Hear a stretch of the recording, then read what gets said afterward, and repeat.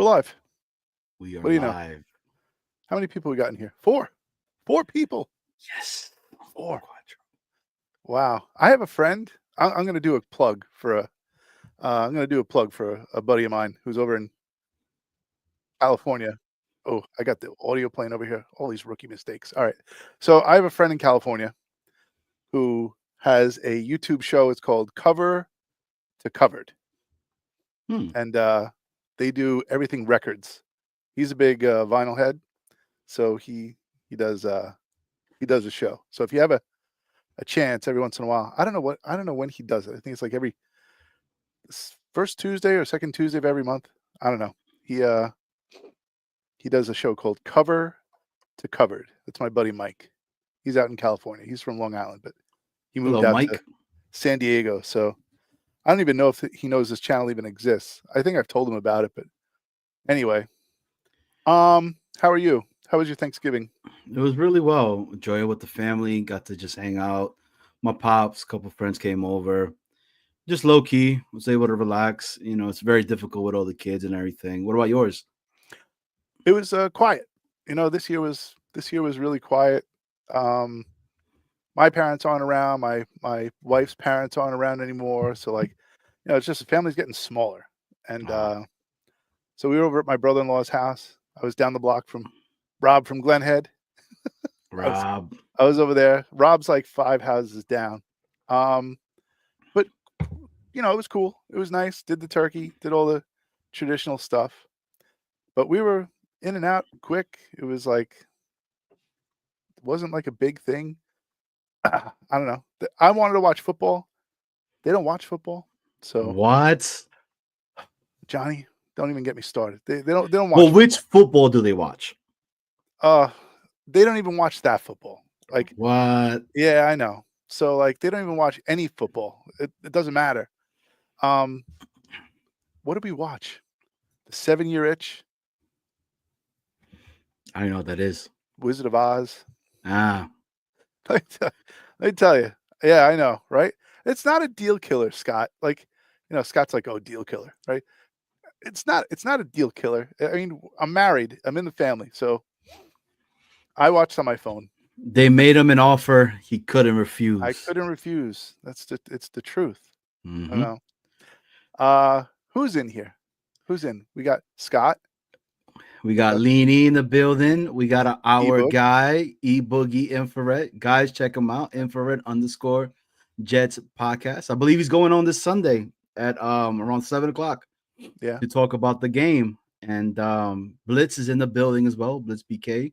Oh, Shout him out. So nice. and talking about California, I heard there's a Californian, I think you say it, right? Californian. Californian, right? Yeah. I think of Red Hot Chili Peppers, but what's Oh, going on, Phil. Phil? Florida Phil's in the building. Phil's here. Addison's in town. Yes. Addison is doing his rounds in the city right now Yeah. as well, so which is exciting. Right. I saw some pictures of him on the High Line and riding the city bike, and he's all over the place. He was over at Alden Shoes. Yeah, He's it's cut. pretty He's cool. cutting our new advertisement for Sunday. Thank goodness. I have no idea, but it's Take good that that he's here. picture so fast, dude. Take it. Take it. What's that?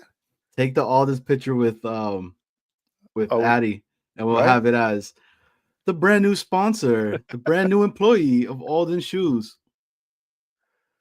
Oh, look. Currently at Nate's parents' house on the roof. Are they really? They got to stay away from the roof. The Jet fans, you never know what they're going to do if they get too close to the edge. Well, if they start watching this show a little bit later on, we got a special treat for everybody Oh today yeah. because I believe in this, and I believe that Snowball has cured any bad juju that the Jets will have going on for the near future. And I believe in it. And he's done it. He's the first. And yeah, I cannot wait for this. I think it's gonna. I don't know. For those of you who are watching, Boom's here. Yeah, What's going on, LFG. Boom? What's up, Boom? I Um, Yeah, I'm telling you. If you believe it, the name of this pop-up is lifting the curse. So if that gives you any indication, I I am so stupid. Honestly, I think it's funny. What I did, you might not get it. It made me laugh, and I don't know. Should we show it when more people get in here? We got 5 people in here. We have an audience Well, of 5. well, let's put the link up. Let's get some people to call on in so Oh yeah, let's do we that. could talk about the game this upcoming weekend. Because I mean, yes, this is lifting the curse, but this is also our pop up, and our pop ups are typically about Jets therapy. True. So being able to talk about it, I'm actually one of the few that actually believes that we're going to win this game on Sunday. It is the craziest thing I know, but I have a feeling that they're going to win. I think Aaron Rodgers is hearing all the noise right now in regards to what's being talked about him. Brees Hall, same thing. I thought that was fishy as anything, saying Brees Hall is injured, right? He's not playing. He is playing. He said he's trending. Oh, is he really? Yeah, he's trending to Oh, play. I thought they were keeping him out. Oh man, now let me look. I thought he was an inactive, but I could be wrong. Yeah, Ulbrich said today in his thing. I Oh, he said in thought the presser that he's playing? that he's trending to play. Yeah. Okay. So, yeah, I guess. Oh, look, see, Jets running back Brees Hall likely to play versus Seahawks Mhm. in week 13. All right. So he is likely to play.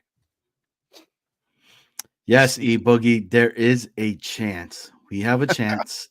If we win out, what is there, a 0.2 chance? What is it, a 2% chance? It goes up the more and more we win. It's Yeah, that low right now because we've been losing, of course. right. But we need like everything to fall in place. Like we need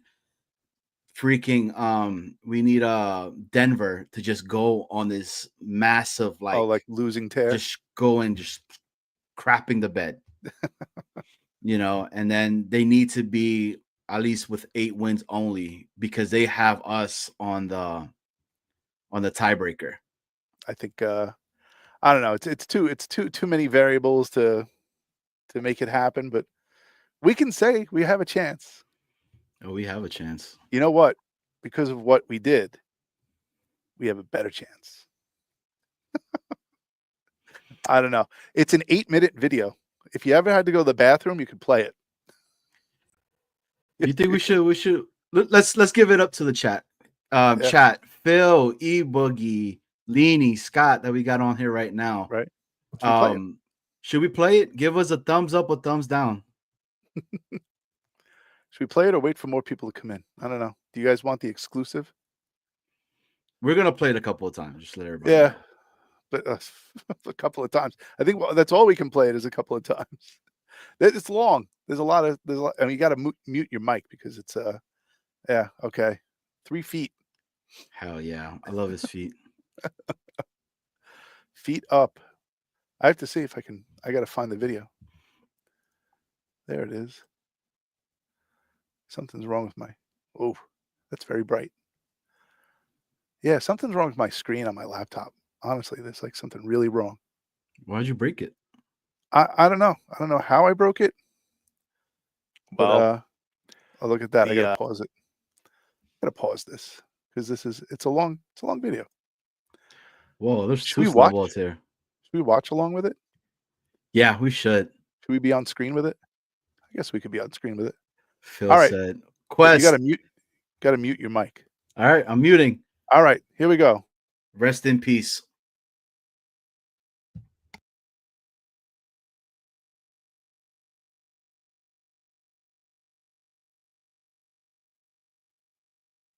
Well, it is Jets Seahawks week 13, 2024.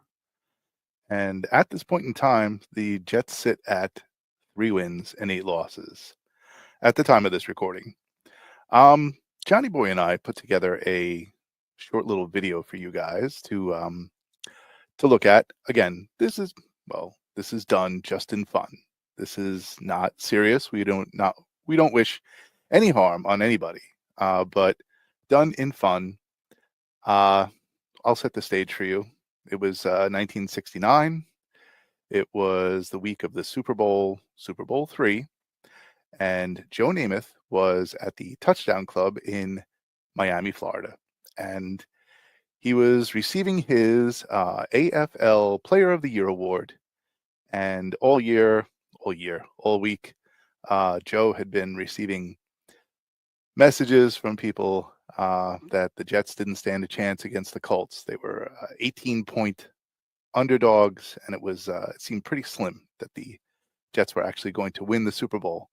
So while he was receiving his AFL Player of the Year award at the Touchdown Club, someone in the back of the room screamed out, "Joe, you don't stand a chance." And I don't know if it was a response by Joe out of frustration or if he was telling the truth.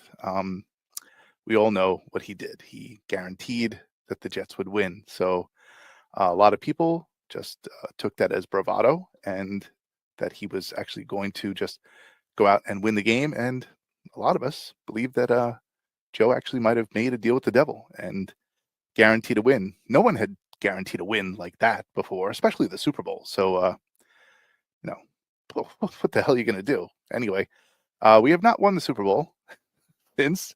We have come close a couple of times. 98, 09, 2010.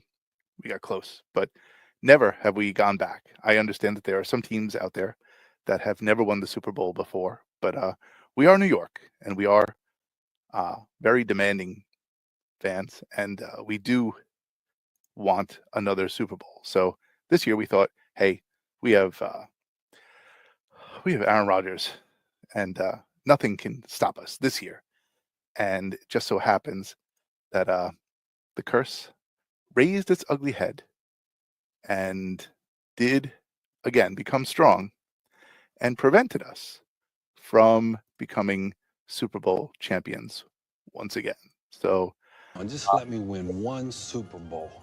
Let's pause this because I'm trying to get things ready. But I will present this video to you. And this is what we like to call lifting the curse or the Namath burning. So enjoy, and I will be back after it's done.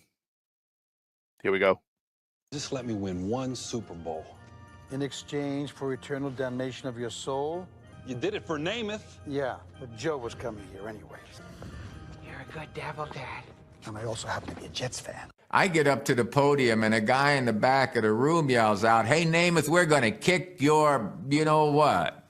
And that just, it was just, no, wait a minute. I've been hearing that all week long. I got news for you, buddy. We're going to win the game, I guarantee it. We're going to win the game, I guarantee it. We're going to win the game, I guarantee it.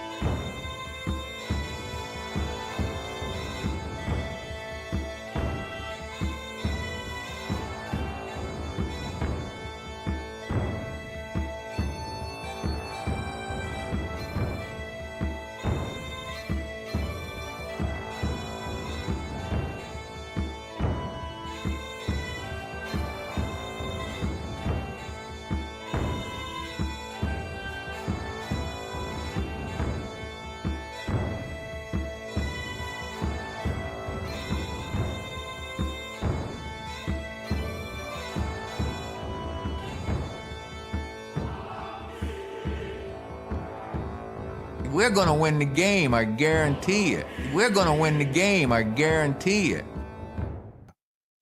He did guarantee the win, and they did win.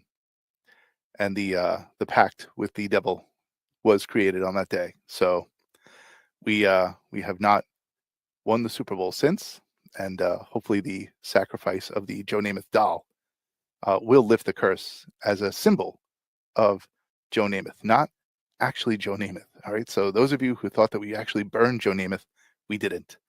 All right. Joe is still thriving and alive, and hopefully he will live a very long time. But the symbol of Joe Namath being burned hopefully will lift the curse, just like burning the cheese head brought Aaron Rodgers to us. So that one worked. Maybe burning Joe Namath as a little tiny figurine and the Super Bowl III football will lift the curse. And hopefully on Sunday, if the Jets win against the Seahawks, we can say that maybe we played a part in the victory. And if they go on a run and actually make it to the playoffs, which I don't think they will, but if they do, possibly Johnny Boy and I are responsible for that happening. All right. Nothing else to say, but I hope you enjoyed lifting the curse, and we'll see you next time. Take care. It is done. It is done. I'm muted. Now I'm not muted. But that was our little presentation of lifting the curse. It is done. So it shall be written. So it shall be done. Should we tell them like all the crazy stuff that was happening during the actual burning? Like there was light bulbs going out. There was crosses that were falling and turning upside down.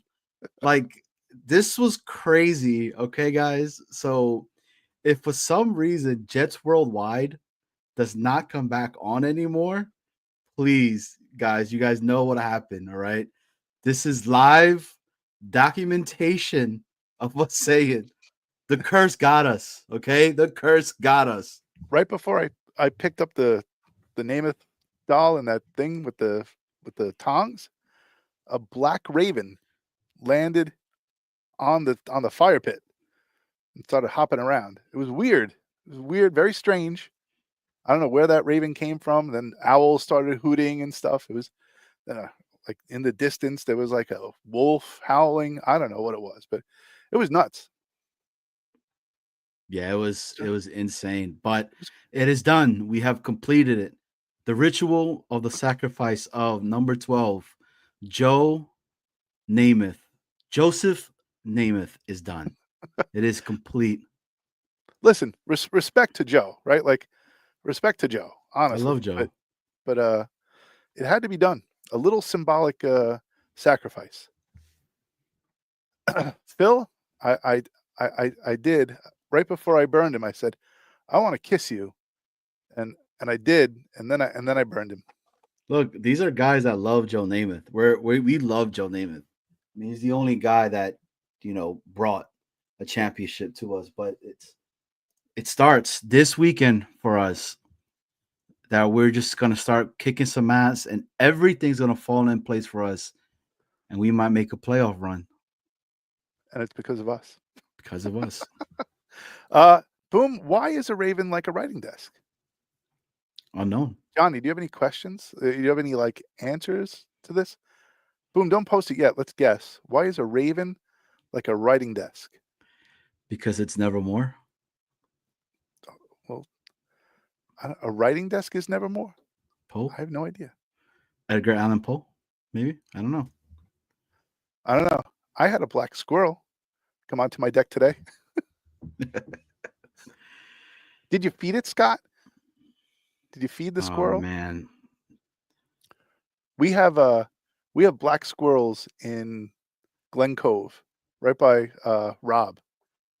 The golf course up there, they have black squirrels. I've never seen black squirrels anywhere else except for at the Glen Cove golf course. Glen Cove. I love Glen Cove. No, but there are black squirrels in these mountains. All right. That's wild. Yeah, they're cool. They're like an anomaly. Like they only exist in certain areas. Oh, okay. So Boom says, I have no idea. It was a question posed by the Mad Hatter in Alice in Wonderland, and he never gave the answer. All right, so let's come up with an answer then. Why is a raven like a writing desk? Because you put the little note on the bottom of its foot, right? Yeah. And you send it off, and Uh, the ravens go to your destination to give the message. all right. That's a good answer. I'll take that one. A writing. What do you do on a writing desk? You write things on a writing desk, but Yeah, you that's what don't I'm write. saying. But do you write things on a raven? I mean, not on the raven, but you could, put You can attach little notes attach to it the to it. yeah. Yeah. You can attach little notes to the raven, I guess. Well, we do have a game on Sunday. We do. We're playing the Seattle Seahawks, and the return of Geno Smith to MetLife Stadium. Never And more. who else? Leo, right? Who? Leo, Leonard Williams. Oh, that's right. The big Yeah, cat. right. He's on. Which he's actually having a good year. Yeah, he is. He's having a good year this year. So, And Geno he's a free agent. You know that after this year, right? is he a free agent after? He's a this free year? agent after this year. Well, like every other Jet fan in the world, should we get him? I don't know. Should we get Leonard Williams again? We're bringing everybody back. We might as well. Tannenbaum's in the house. Everyone's rooting for Rex to come back. Maybe we'll get Leonard Williams. We'll just have a redo. We'll just redo the whole thing. I have no idea. We'll get everyone back. Mangini's going to come in. We'll get Herm Edwards. We'll get who else? Who's the defensive coordinator for the Lions? Aaron Glenn.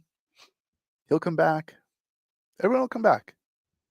We'll just try to get a whole team together of ex-Jets. And Phil, you're completely correct. It was pigeons, but I saw Game of Thrones, and they were like, "Send the ravens." That's right. They said right. Send the It was a raven. It was a They raven. didn't have. There were no pigeons in the north. Mm-mm. No pigeons. Winter is coming, everybody. I just want It you is. guys to know that. Winter And Aaron is Rodgers coming. was on Game of Thrones. He was. It's all coming full circle. Do you It's see this? all makes sense on why we All just coming did around. what we just did to Joe Namath. The big fella's in the building. Welcome, big fella. Good evening. If you did not just catch what we did the sacrificial of number 12. Yeah. Poor Joe. Poor Joe. He's now melted plastic in my fire pit. He's gone. I had to put tinfoil in the bottom of the fire pit because I didn't want to ruin the fire pit. It's new. Smart. It's nice brass fire pit, so I didn't want to get it messed up. So I put down some tinfoil. Now there's Joe Namath all over my tinfoil, which we will be selling in the merch store on Jets Worldwide. Hey, did you notice that as soon as we did the burning of Joe Willie, my hat changed to a New York Jets hat? Yeah, that was amazing. It's crazy. It went from the Knicks to Jets, and you didn't change hats. It just happened. No, weird. That was just so weird, man. Well, does anyone have an opinion about the little movie we put on there? If the link is in the chat, so if you want to click on there and come in and give your opinion Bring some of guys on there. Our premiere of lifting the curse, the Namath burn. The Namath burn. Right. It happened, guys. Yeah. It really did happen. It's gonna be a tough game Sunday, Snowball, but I don't know, man. There's something about this upcoming game that I just feel like we've been too much in the news, and I think these players have something to prove. And I think Aaron Rodgers has something to prove. He hasn't played up to his standards, right? Yeah. So we'll see. I think it's all the lifting of the curse, though. I 100% I personally agree. believe that. I don't know. How old are you now? 38. 38. All right. So you're getting to 40. But 40 is a magic number. It really is. And like in a man's life, and I don't know how I know there are a bunch of people in the chat who are over 40. I think Boom's over 40, Phil's over 40. I don't know if the big fella's over 40. Scott's over 40. But when I hit 40, my doctor said you're gonna need bifocals. You're gonna need like transition lenses. And I said, how is that possible? Like 40 years old? I tell you, the day I turned 40, I went, I can't see. It was on the day of. I said, damn it. I said, that doctor was right. I need transition lenses now. I couldn't see. I could see close up, but as soon as like that happened, my prescription didn't work. I needed transition lenses to see close. So that happened. Maybe Aaron needs glasses, but I have to tell you, your body doesn't heal the same. You got like, I mean, he tore his ACL. Like, that's tremendous. And Right. then he had surgery, and then he said he was coming back. Your body takes time to heal, and I just don't believe that he has healed completely. He may feel like he's healed completely, but there is definitely some slow motion in those legs, and I don't think it's all the ACL. He got bent like a pretzel in what was it, the Denver game? No, the Vikings game, right? Didn't they bend over like a pretzel in the It was Vikings game? Denver. Well, he got hurt in the Denver game He got first. smacked around in the Denver game. Yeah, and that's when he started holding his hamstring. The Viking game after that is where he got bent over really, really bad, and he was holding his hamstring like crazy. And then they were talking about his knee Right. and his ankle because he went into the No, he didn't even go in. He didn't even go into the blue tent. That's right. You know what? That's a telltale sign too. You know, like he never went in. They never found out. I mean, I guess he gets screened all the time. Has he gotten screened for anything? I think he said, "I know my body."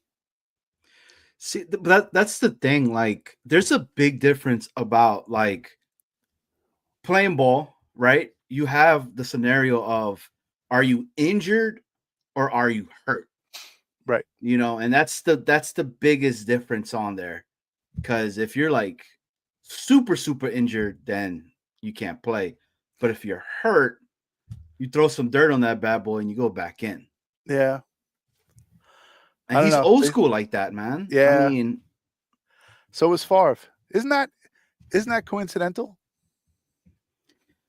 he's not going to the Vikings, I'll tell you that much. A little coincidental though, that like they come to the Jets, they get a little injured. Something's just not right with them. 100%. But the record was flipped with Favre though. You know, we were 8-3. Boomtown, much like us, Jet fans that have been bent over our entire lives by this team. Yeah, and True. Woody's been in back of us the whole time. He's had that was a good one actually. Right, he bent us over. Woody's been behind us. He has been bending us over. Did you see Jake Eisman's show this morning? I put in a member milestone super chat or whatever. Saw that. And, I got Fireman Ed all fired up. Which was pretty cool, by the way. Him like talking to you. He was talking directly to you, Snowball. Yeah, he was all mad. We did, but you know what? They did build a soccer stadium in Queens. It's true. And the state did provide money to the Bills to build that new stadium. Have you seen the new Bills stadium? No, not at all. I think it looks like the same damn stadium that they had before. I mean, it's maybe it's a little bit nicer, but I don't know. It's Buffalo, and they should have had a dome too, man. Which is crazy to me that they don't have a dome. Like, why would you not? But then it goes back.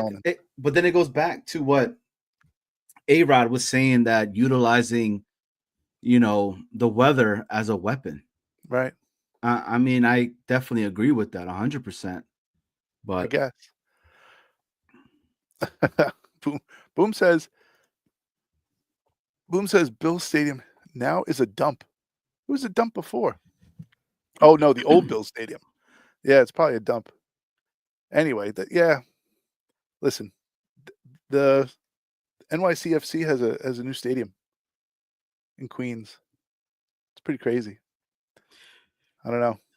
So let me ask you this then real quick, Snowball. Yeah. What's your take on the whole athletic piece that came out in regards to the bull points on Aaron and Woody Johnson and JD and all that stuff? I mean, do you think it's any truth to it, or it's just somebody that was working with JD and they're pissed off? All the crap that came out afterwards. Mm-hmm. You don't know what to believe. I don't know what to believe. I don't think. You think Joe Douglas is a vindictive guy?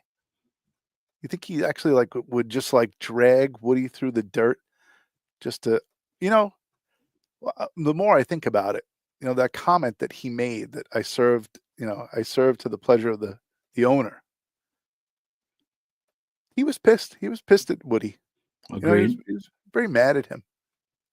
So, yeah, he might have just dragged him to the dirt. He might have just spilled the beans about everything. I don't put anything past Woody. I think Woody's been he's kind of been, all this anger has been mounting inside of him for a long time, and I think the older you get, the more pissed off you get. So I don't know. What does Leany say? My dad always said that the Jets will never win another Super Bowl until they get their own stadium. Ugh. My dad said the same thing. My dad still says it to this day. He's like, they'll never win nothing until they get their own stadium. Yeah. And everyone says that Woody tried. Woody tried to get the West Side Stadium. Well, it was either the West Side Stadium or the Highline Park. And I guess he wanted a stadium to go over, I guess where Hudson Yards is now. Hudson Yard is. Now it's a mall. There's a concert venue there and stuff. And it doesn't seem big enough to have a stadium there. Didn't seem like it was going to be a big enough area for a stadium. They kind of drew up the plans to make it look like they had enough space. But if you go over there, it's kind of tight between the water and the West Side Highway. So I don't know what their plans were. I don't know how they were going to fit something in there. I guess they would have to build out over the water. That would have been a bitch in the winter. Would have been really cold, getting over there. And the people in that area didn't want a stadium because of they thought about pregame and after the game and people getting drunk and walking around the city and stuff. And I don't blame them. I mean, the real estate there now is multi millions of dollars. So, I mean, I remember going to a lot of the graduations that were at the that spot that's over there by Jones Beach. Over by Jones Beach. Yeah, it's like an outdoor concert place, but they do a lot of the Adelphis, Stony Brooks. They'll do their graduation there at the stadium at Jones Beach. Yes. Okay. And I remember during the graduations on how freaking cold it would be, dude. When that wind catches from the water. Oh, sure. Horrible, bro. Horrible. Yeah. Yeah, it's nasty. But I don't know. They should have a stadium they should have their own stadium. It's true. I mean, we even shared it with the Mets when we were at Shea. I will take that back. Yeah. City Field, real grass. Yeah, but then you had to deal with the infield, because sometimes the seasons would overlap, so you're running on dirt. It was weird. They say that the turf monster is bad. Now they're gonna run, up the first base line to get a first down. I don't know. And second base area, that was around, I don't know if that was around the 20-yard line or 30-yard line. But I don't know. Yeah, it would have been nice, Phil, if we would have built a right next to Citi Field, right? It would have been cool. Yeah, should have built it next to City Field. They Well, have the room to do it. They still do. no, that's where the NYCFC is now. Is it? Yeah, they built it right next to it. So now you have Where all now- where all the car parts places were at, right behind City well, Field. where old Shea Stadium was. I believe that's where, now that's the new there's a stadium there. They have City Field, and there was a big open area. They cleared that out, and now there's a stadium. I didn't see it when I went to the game this year. Yeah, I think let's see. NYCFC Stadium. Yeah. What's it called? Etihad Park? Hmm. Willets Point. Yeah. That's crazy. I'll show you a picture. Do they have pictures? Oh, they're asking you to place your deposit for tickets. Of course Isn't they that would. funny? Yeah, place your deposit for tickets. Interesting. I don't know. I listen. I like when it was at Yankee Stadium. It was nice. NYCFC Stadium. Yeah, it looks nice. Can we visit the site? These are the renderings. Mhm. What it's going to look like. I'll share my screen. Hold on a second. Let's where are we? Oh, we're here. All right. Where are all my controls? Present. Jets worldwide. Wide, right? Share screen. I'm learning all this stuff. Share screen. Okay. Where is it? Oh, this. Okay. Share. Can you see it? Yeah. Yeah. That's what it looks like. That's it. It's already built. Those are the renderings for the stadium. So these are like, plans. It's like the AI generated what it's going to look like. Okay. Yeah. And they still can't use that for Jet Stadium and share it. It only seats I think it only seats like 40. I think 40,000. Hmm. Yeah. I think it only seats 40. It seats 40,000. So I Do don't we have know. anybody in the background? No, there's nobody here. There's nobody. The phone lines are open, as they say. So if anybody The wants to stop phone in, lines are open. Yeah. Yeah, dude. I don't know, man. This this year has been very frustrating, man. All the stuff that's been going on with the team, all the underperforming, all the different freaking, other parts of the team that have just gone down the drain. Special teams, what's going on? The defense is doesn't it seem regressed. hollow? The team seems hollow, right? Yeah, like there's just no oomph. Like There's they no don't. soul to the team. Correct. There's no even when they score a touchdown, there's no what the one thing that I remember that Hackett said is, when you score a touchdown, everyone should run down and celebrate. Correct. I don't think they do that anymore. I don't think they even do it. I mean, people will run down, but not the whole team. Like the whole team doesn't celebrate anymore. It just seems like it's just a very defeated team this year. They just don't seem like they're just not in it. Their heart's not in it. It is a team of individuals. You need leadership. You need coaching. You need someone to bring everyone together. And I think getting rid of Salah was a mistake. I don't think that was the right move. Get rid of Mane Yes. after the season. At least the defense played for him. It seems like they played for him. It was just I don't know. Phil, what do you think, man? What do you think, Phil? Tell us. What's up, boys? What's going on? Yeah, I mean, we've talked about this, a lot of times. The leadership is a problem on this team, has been for a long time. I agree, firing Salah in retrospect. I think there was a lot of people who thought he should go before this year. There was Correct. weren't a lot of people who were really crying about him being fired. They were shocked by the timing of it. Yeah. But I don't think there was a lot of people who thought it was a huge mistake, really, until it turned out to be a mistake. You know, because things went from bad to worse. Yeah. You know, Who but would you there's keep?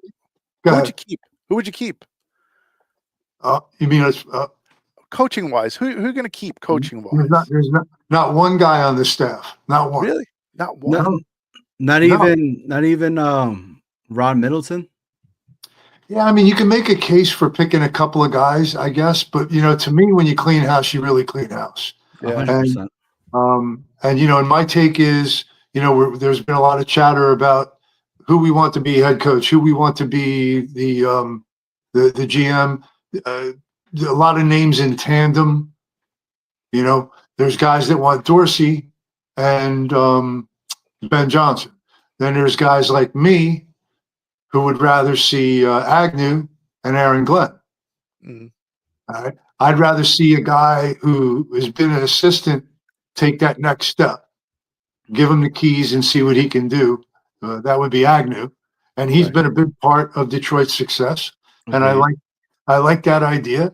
And then, but I want to hire a GM and say, all right, you pick the head coach. Now, who would know better if it's Ben Johnson, if it's Aaron Glenn, if it's one of his guys? Is it somebody else? But I would hire a GM and let him run the team. Let him pick his staff.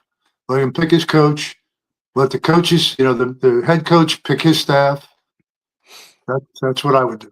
So you're going to use Agnew like Hackett to draw Rodgers. You're going to use Agnew to maybe. No, I think Agnew. I like the idea of a youth movement, but guys who have experience as well. So he's an assistant general manager.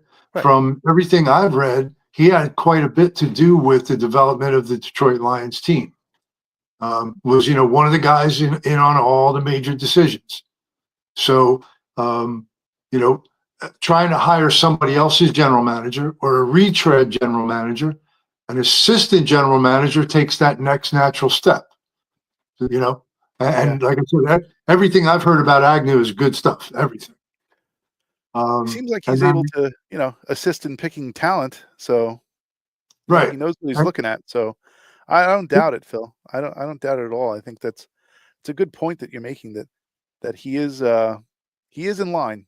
He's had success. So I mean, for myself, I've been on the record. I like Agnew a lot. So Agnew is one of the GMs, and I share the same feelings that Phil has in regards to getting a GM first. Like, I think that's something that a lot of people are not really talking about more than anything. They're quick to jump into the head coach, and it starts with the GM position first. And there are some GMs that are out there. I mean, Agnew, Dorsey, I forgot his name, Grzan, whatever his name is. Like, for myself, Brazingo or whatever his name is, whatever his name is, I call him the fish. I always want to say Bronzino. Like, for me, I want the tandem, just kind of like what Phil was saying. Like, I want the GM and the head coach that already work together, because it's just a lot easier. I don't want Todd Bowles 2.0 all over again, that it worked for a little bit and we were like, oh, but those were all the, old players that were before Bowles took over and whatnot. I just, I also want for a head coach, I want somebody that is a no nonsense. Like, I don't care what you did for me last year and your whole entire career. It's what you've done for me today and this week. And if you're playing like crap, then you're going to get benched. And we're going to go ahead and do that. Not try to be your friend or try to say, oh, it's okay. Like, and this is touching base on what the big fella is talking about. Like, one of the things that I disliked very much about Salah was there was this one play where Clemens hits, I can't forget the quarterback, hits the quarterback out of bounds, right? The refs do not throw the flag or anything like that at all. Salah comes up to him and is patting him on the back to say, hey, good job. You didn't get caught this time. Right. Awesome. Like, keep going on. No, hell no. If that was me, I would have been losing a gasket. You know, you could have cost us a whole bunch of this. You know, we can't get off on third downs, et cetera, et cetera. So he needed to be gone. Like, I think he should have been gone prior to the beginning of the season. Yeah. I agree with that 100%. But to Big Fella's, comment over here, Yeah. we were just extending it. It was going to happen at the end of the year, and then the reports came out about Joe Douglas that Woody has a lot of respect for him and didn't want to keep just dragging him across the finish line towards the end of the year, and gave him an opportunity to go out and search for another position, another job, or whatever that he's going to go do, because he's going to get a job quickly. We all know that. Yeah.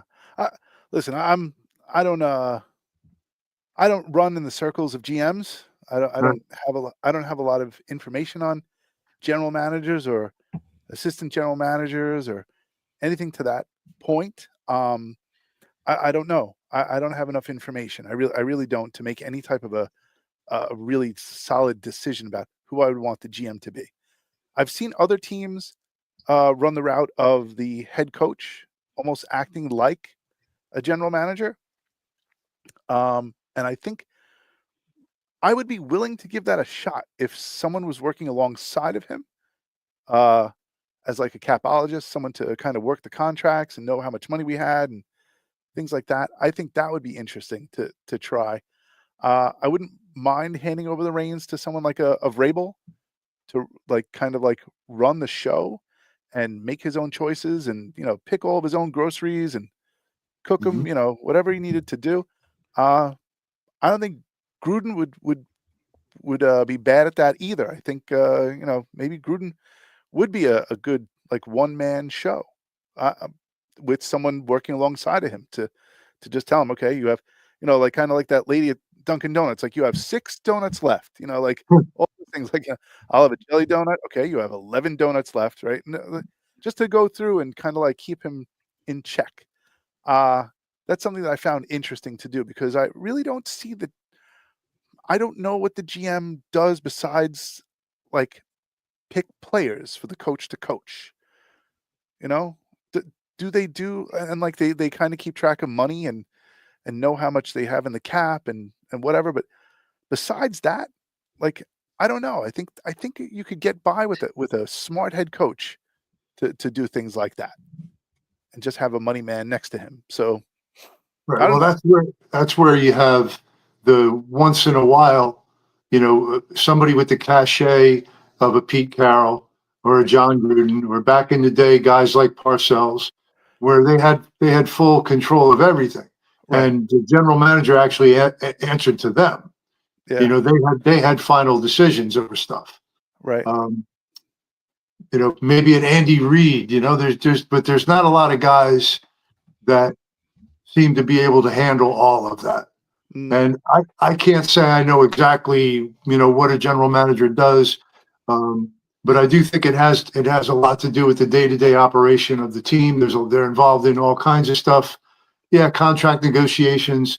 As far as the financial stuff goes, all this crap about capologists and all that kind of shit, it's just fucking math. It's really not that complicated.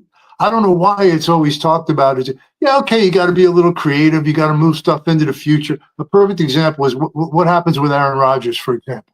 All right, so if the Jets decide to move on from Aaron Rodgers, they can designate him as a cut on June 1st. They can announce that ahead of time, but he'll technically be cut on June 1st. If they do it after June 1st, they have the choice of taking the entire cap hit this year or spreading it out for the next 2 years. It would be $14 million in 2025 and $34 million and change in 26, or they can take the whole cap hit this year.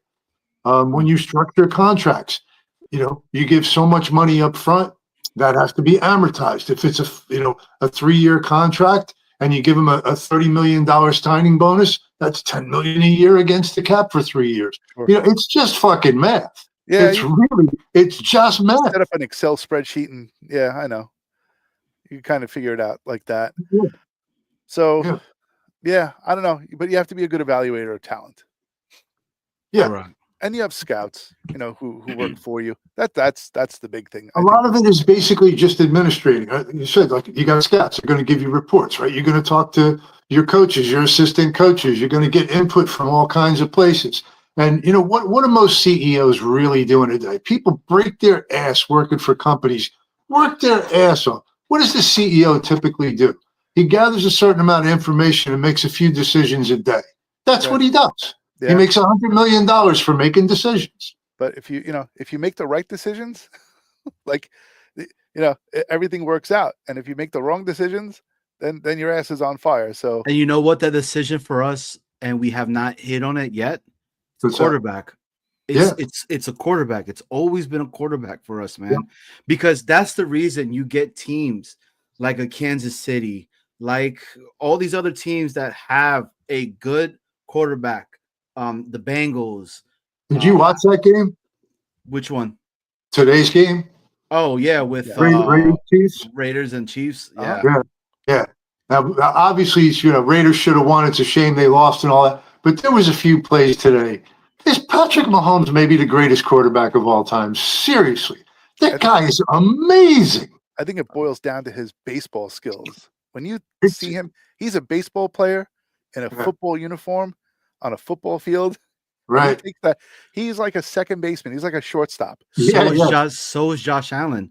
Josh Allen does the same stuff because of the baseball background in regards to that. You guys are completely right. But that's what I'm saying. Like, we've never hit on that to where that one person will make everybody else around them lift up themselves. And we thought that's what we were going to get with Aaron Rodgers this time around. And unfortunately, it hasn't happened. That's why 5 of the first 10 picks every year are quarterbacks. Even if nobody believes they got what it takes, they're going to take the flyer. Yeah, I was a big Josh Allen fan. Me too. In that draft, I was like, let's take this guy. He's a lumberjack. He comes from where the hell? Wyoming. He came out of Wyoming, right? Like, it's cold. It's nasty. He's big. You know, he's got a cannon for an arm. He looks like a pregnant yak running around the field, but like, like that's okay. He'll straighten things out. But like, he was just big, strong, and built for the cold, right? And like, that's the type of quarterback that I think we need. We need a big guy. We need like Ben Roethlisberger. I'm glad to hear you say that, because I felt the same way. You know, anybody can say it today, and you can say, yeah, sure. I wanted him before. I didn't want Sam Darnold. I wanted him. Yeah. Can you highlight Boomtowns really quickly, because this is an actual real thing, right? And I will say, I will go first if that's okay with you guys, right? So giving up 3 firsts and Sauce for Joe Burrow, do you say no to that? Who says no? Now, for me, 100% yes. I would take that in a heartbeat, because I'm one of the guys that says it to this day. You don't know what you're getting in these players when they come into the draft and all that. Burrow's already proven. Do I like Sauce Gardner? Yes. Do I think Sauce Gardner could possibly be replaced? Yes. With the correct coaching staff in place at that too as well. So I would do this with the quickness like that. With the other talent that we have, and I'm just giving up Sauce Gardner and 3 firsts. Yes, all day, every single day, 365 days of the year, or whatever it is. I might have done my math wrong right there, but listen, that's a really interesting question, and I got to say, if it was 2 firsts and Gardner, absolutely done. Yeah. Okay. I'm not sure about 3. But again, like you said, we've never had that guy, and even without the first round picks, with some of the young talent we have, and again, you pray to God we get a coach who knows what the fuck to do with it. Boy, that's That's a really good question. I'd like to see if you could put that up on a poll. Get 100 people, 1,000 people, whatever. I'd love to hear the answer to that. Yeah. That's tough. Three firsts. Three firsts. That's a lot. That's That's a a lot. lot. Three firsts Yeah. is a lot, man. But think about it. Okay, if you get your next 3 years first round picks, let's say on average you're picking somewhere between number 10 and number 20. What do you really realistically expect to get with those three guys over the next 3 years? Exactly. Maybe one of them is a hit, one is okay, one is a bust. It's really interesting. You It's just don't know. You just don't know what you're going to need over Yeah, the I next know. like 3 years, right. and the fact that you don't know what's going to happen talent wise in the Yeah, draft. Like there yeah, might be a like a surefire like. I mean, when you yeah. look back, It's a Thibodeau is great a good player. question. Thibodeau's a good player. Yeah, Like Thibodeau's a good player. He's pretty consistent, yeah. and we took Sauce. So you see that there are ups and downs and there are But hits and misses. Thibodeau is not having a good year this year either. It's Oh, Dexter Lawrence who it is stepped Dexter up. Lawrence. It's It's Dexter true. Lawrence who stepped up this year in Yeah. regards to that. And I mean, like he brings up a really good thing, the big fella does too. And I'm on the same boat with it as well, because I believe it was the Buffalo Jet fan that brought it up where we have two personnel developmental coaches that we have, and we have like 72 front office guys and everything. What happened? It got dark in your house. I forgot to put my No, man, that's Namath. He's haunting you, Johnny. on here. Lights went out. He was like, "Burn Namath. me." No, it was you know how Apple and all the Apple stuff connect together, Oh, Right. okay. and my dad was calling, so and it was like right here. I normally have it on Do Not Disturb, and I Yeah. forgot to have it. But I love mean, to the big get some- fella, Did the your big dad fella's- ever get on the chat? who, my dad, Yeah, would he ever come on the screen? my pops. Yeah. That is like when Snowball talks about somebody trying to look at the screen that's blind. That is my father. Okay, like my dad is like this. Whoa, what? What? Microfox Unfortunate. says Drew Allen. Drew Allar.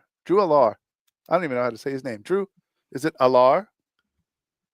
Is this year's Josh Allen? And no one has him on their radar. Well, I've heard Drew Allar's name 100 times already. In Jetland, I've heard it. A lot of people have him on their radar. I don't know. Johnny, I cut you off. What were you going to say? I just saying to what the big fella was saying. It's the truth. We need to get rid of, and it was going to your point as well, Phil, and what you were saying a little bit earlier in regards to cleaning house as a whole. That stench that's been within this organization for so long, because it's the Yep. truth. We've had people that's been here 14 plus years already. All they know is losing. All they Yep. know is losing. Get rid of all of that. Get rid Yep. of all of it. Just get it out, and bring in the new stuff. Like for me, again, going back to what we were talking about, for one of the head coaches, I would love Brian Flores. I know a lot of people are like, "Oh, look at what he did to Tua and all that stuff like that." But was he wrong? No. You No. know what I mean? Like, was he wrong on what he was saying in regards to that? Nope. No. What did he say? He's soft. When Yeah. it gets cold, he can't play. You saw it. What happened in Green Bay? It's true. Yeah. I mean, he's not wrong. And he might be Yeah. the tough guy that we need. Exactly. Yeah. I wouldn't have a problem with Flores. No, I wouldn't either. And he got the short end of the stick, man. Like Mhm. Miami effed him over big time. And I mean, he's they- been around, really, really good coaches. yeah, Mike Tomlin picked him up, Right. right? Now he's with the Vikings over there, learning stuff. and he was under the Belichick umbrella. Belichick umbrella as well. Him and Right. Vrabel. Yeah, I know. I mean, they're tough guys. I wouldn't mind. Not at all. I wouldn't Now, mind. At by all. the way, there was a comment a minute ago. I'm not sure who put it up. Said, "Why would Cincy do that?" I agree. I don't think there's anything that would make that happen. But hypothetically, the question is, would you give up 3 number ones in Sauce Gardner? And that's a very interesting question. But somebody said, So it was Scott. Yeah. Okay. Yeah. I mean, I agree. I don't even think Cincy would make that deal. I don't think they would. No, and Burrow's been hurt. Like, he's a little damaged. His leg, right, or his ankle, or whatever it was that he busted up. And I then don't know. somebody wrote Baker Mayfield. I agree. Not only, like he said, he didn't want Sam, he wanted him back in the day. That year in between when we got Zach Wilson, and he was available that off season, and he went to Tampa. Right. I wanted him too. Yeah. I wanted driving Baker around. Mayfield. Yeah. Yeah, driving around his camper. Gunny. And Gunny came Well, in here. New York and Jets if you look situation at- report Yeah. Gunny says Archie Manning. 2026. That is. Yeah, there's a lot of people saying that. Yep. I'm gonna make a lot of people mad, Phil. Yeah. And people are not gonna like what I have to say, but whatever. It's football, and every once in a while you just take a take a shot in the dark. And I've been watching Will Howard for a long time. Okay. When he was at Kansas State, now he's with Ohio State, and going from Kansas, you know what it does in Kansas? It snows. It snows a lot in Kansas. It's cold in Kansas, and Will Howard's a big dude, and he can run, and just like he is Josh Allen. He is Josh Allen and Ben Roethlisberger, like smushed together. So I really like him. I want to see how he plays. I mean, I've seen how he plays a couple of times with Ohio State. He's done pretty well. He's learning. He's taking on the spotlight while he's filling in for, I forget who the other quarterback is that he's filling in for, but Yeah. he's doing a pretty bang up job. So I don't know. He is my pick. I will say that the Jets should wait maybe the 5th round and take a flyer on him. All right. See what happens. For me, I'm on the boat of not drafting a quarterback. Okay. No. So I'm gonna put that out there right Okay. now. I want to build the trenches on both sides. That's what needs to be built up because yes, is our line right now okay? We have Olu now, right? Simpson, he'll be back again next year. We got Tippmann, right? Then we don't know yet what we're gonna do with AVT, but I think AVT signed up for another year. If Yeah, I'm they not picked up his mistaken, 5th-year option, so he's going to be back. That right? was a mistake. I'm and sorry. then the right guard position, right, which is Moses, which I believe you bring Moses back. Yeah. Moses has been really good. Mhm. Moses is a hell of a locker room presence and leader that is needed in there as well. Yep. And then get some depth pieces more or less for that. This year's draft, Snowball, if you remember, right? I know Gunny remembers. I was preaching O-line. I said with our first pick O-line, second pick O-line, third pick Yeah, I O-line, know. You said all O-line, that. right? Like just keep going with O-line. Look at Cooper Beebe and what he looked like last night and where he was picked up. Mm-hmm. All these other players that are there, and I'm just like, oh, we were just there to get these guys and all that. Get a Right. big, fatty, McFat to go ahead and play in defense if we go 3-4. The other side of that story, though, Johnny, is did you watch the game today? The Raider Raiders game. and KC. The Raider and and Kansas City. Yeah, I know what he's going to say. What am I going to say? Brock Bowers. Brock Brock Bowers. Bowers. Holy cow. That guy, he's like the Flash, man. He's like everywhere on the field. He's catching balls. He's falling out of bounds, toe tapping here and just hanging on to the ball, beating through people. Like, he's pretty good. But Olu was my pick. He was my pick. Olu was the right pick. It the right was pick. He was the right 100%. pick. But that was Brock Snowball's Bowers, guy. That was Snowball's guy all day. He Olu kept was my saying guy all day, every day. Olu. Yeah, we needed him. But I mean, I'm a Georgia guy. I love the Bulldogs, man. And I was saying it. I wouldn't be mad if we go ahead and we pick up Bowers because he was doing it. The way the offensive tight end is nowadays, where they could block for maybe a second, get off that block, and then be right there to go ahead and grab a ball and take a yard. That's what you're needing. That's why the Iowa freaking tight ends have been so successful, Yeah. you know, and what they got. So I don't know, man. It'll be intriguing to see once we get the GM, once we get the head coach, and start really breaking down the pieces to see what this actual organization is going to do. Like, Yeah. I'm intrigued more, other than the draft, is who's going to be the offensive coordinator, who's going to be the defensive coordinator. Like, who are the players, who are the coaches that we're going to be putting in place to go ahead and do that, you know? And as crazy as this sounds, right? And I'm going to say it for you guys and all that, right? Because the hypothetical was put out there now. Right. I like Sauce. I'm a Sauce guy. Okay. Just put it out there. Right. But would you guys start hearing some trade for draft capital for Sauce? Like, would you say somebody comes up to you and it's like, hey, we'll give you guys a first and a second for Sauce? Do you take it, or does that go? Yeah, I take it for two reasons.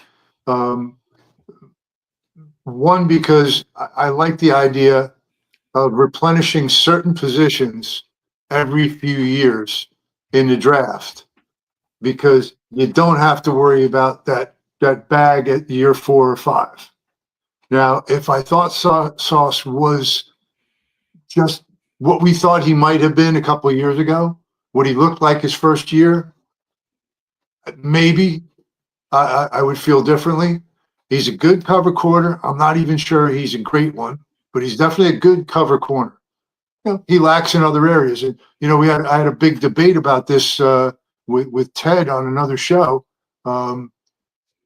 It started with him saying he wanted to trade Wilson, and I took him to task on that, and he turned it into an argument about Sauce Gardner. And I kept saying, I would trade Sauce, but I don't hear anybody knocking at the door with a first-round pick and a second-round pick.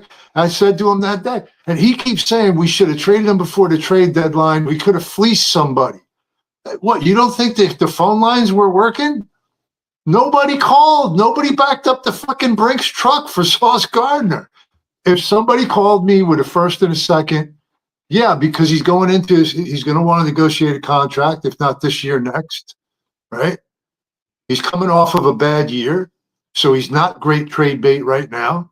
And I'm going to have to negotiate with him this year during this season.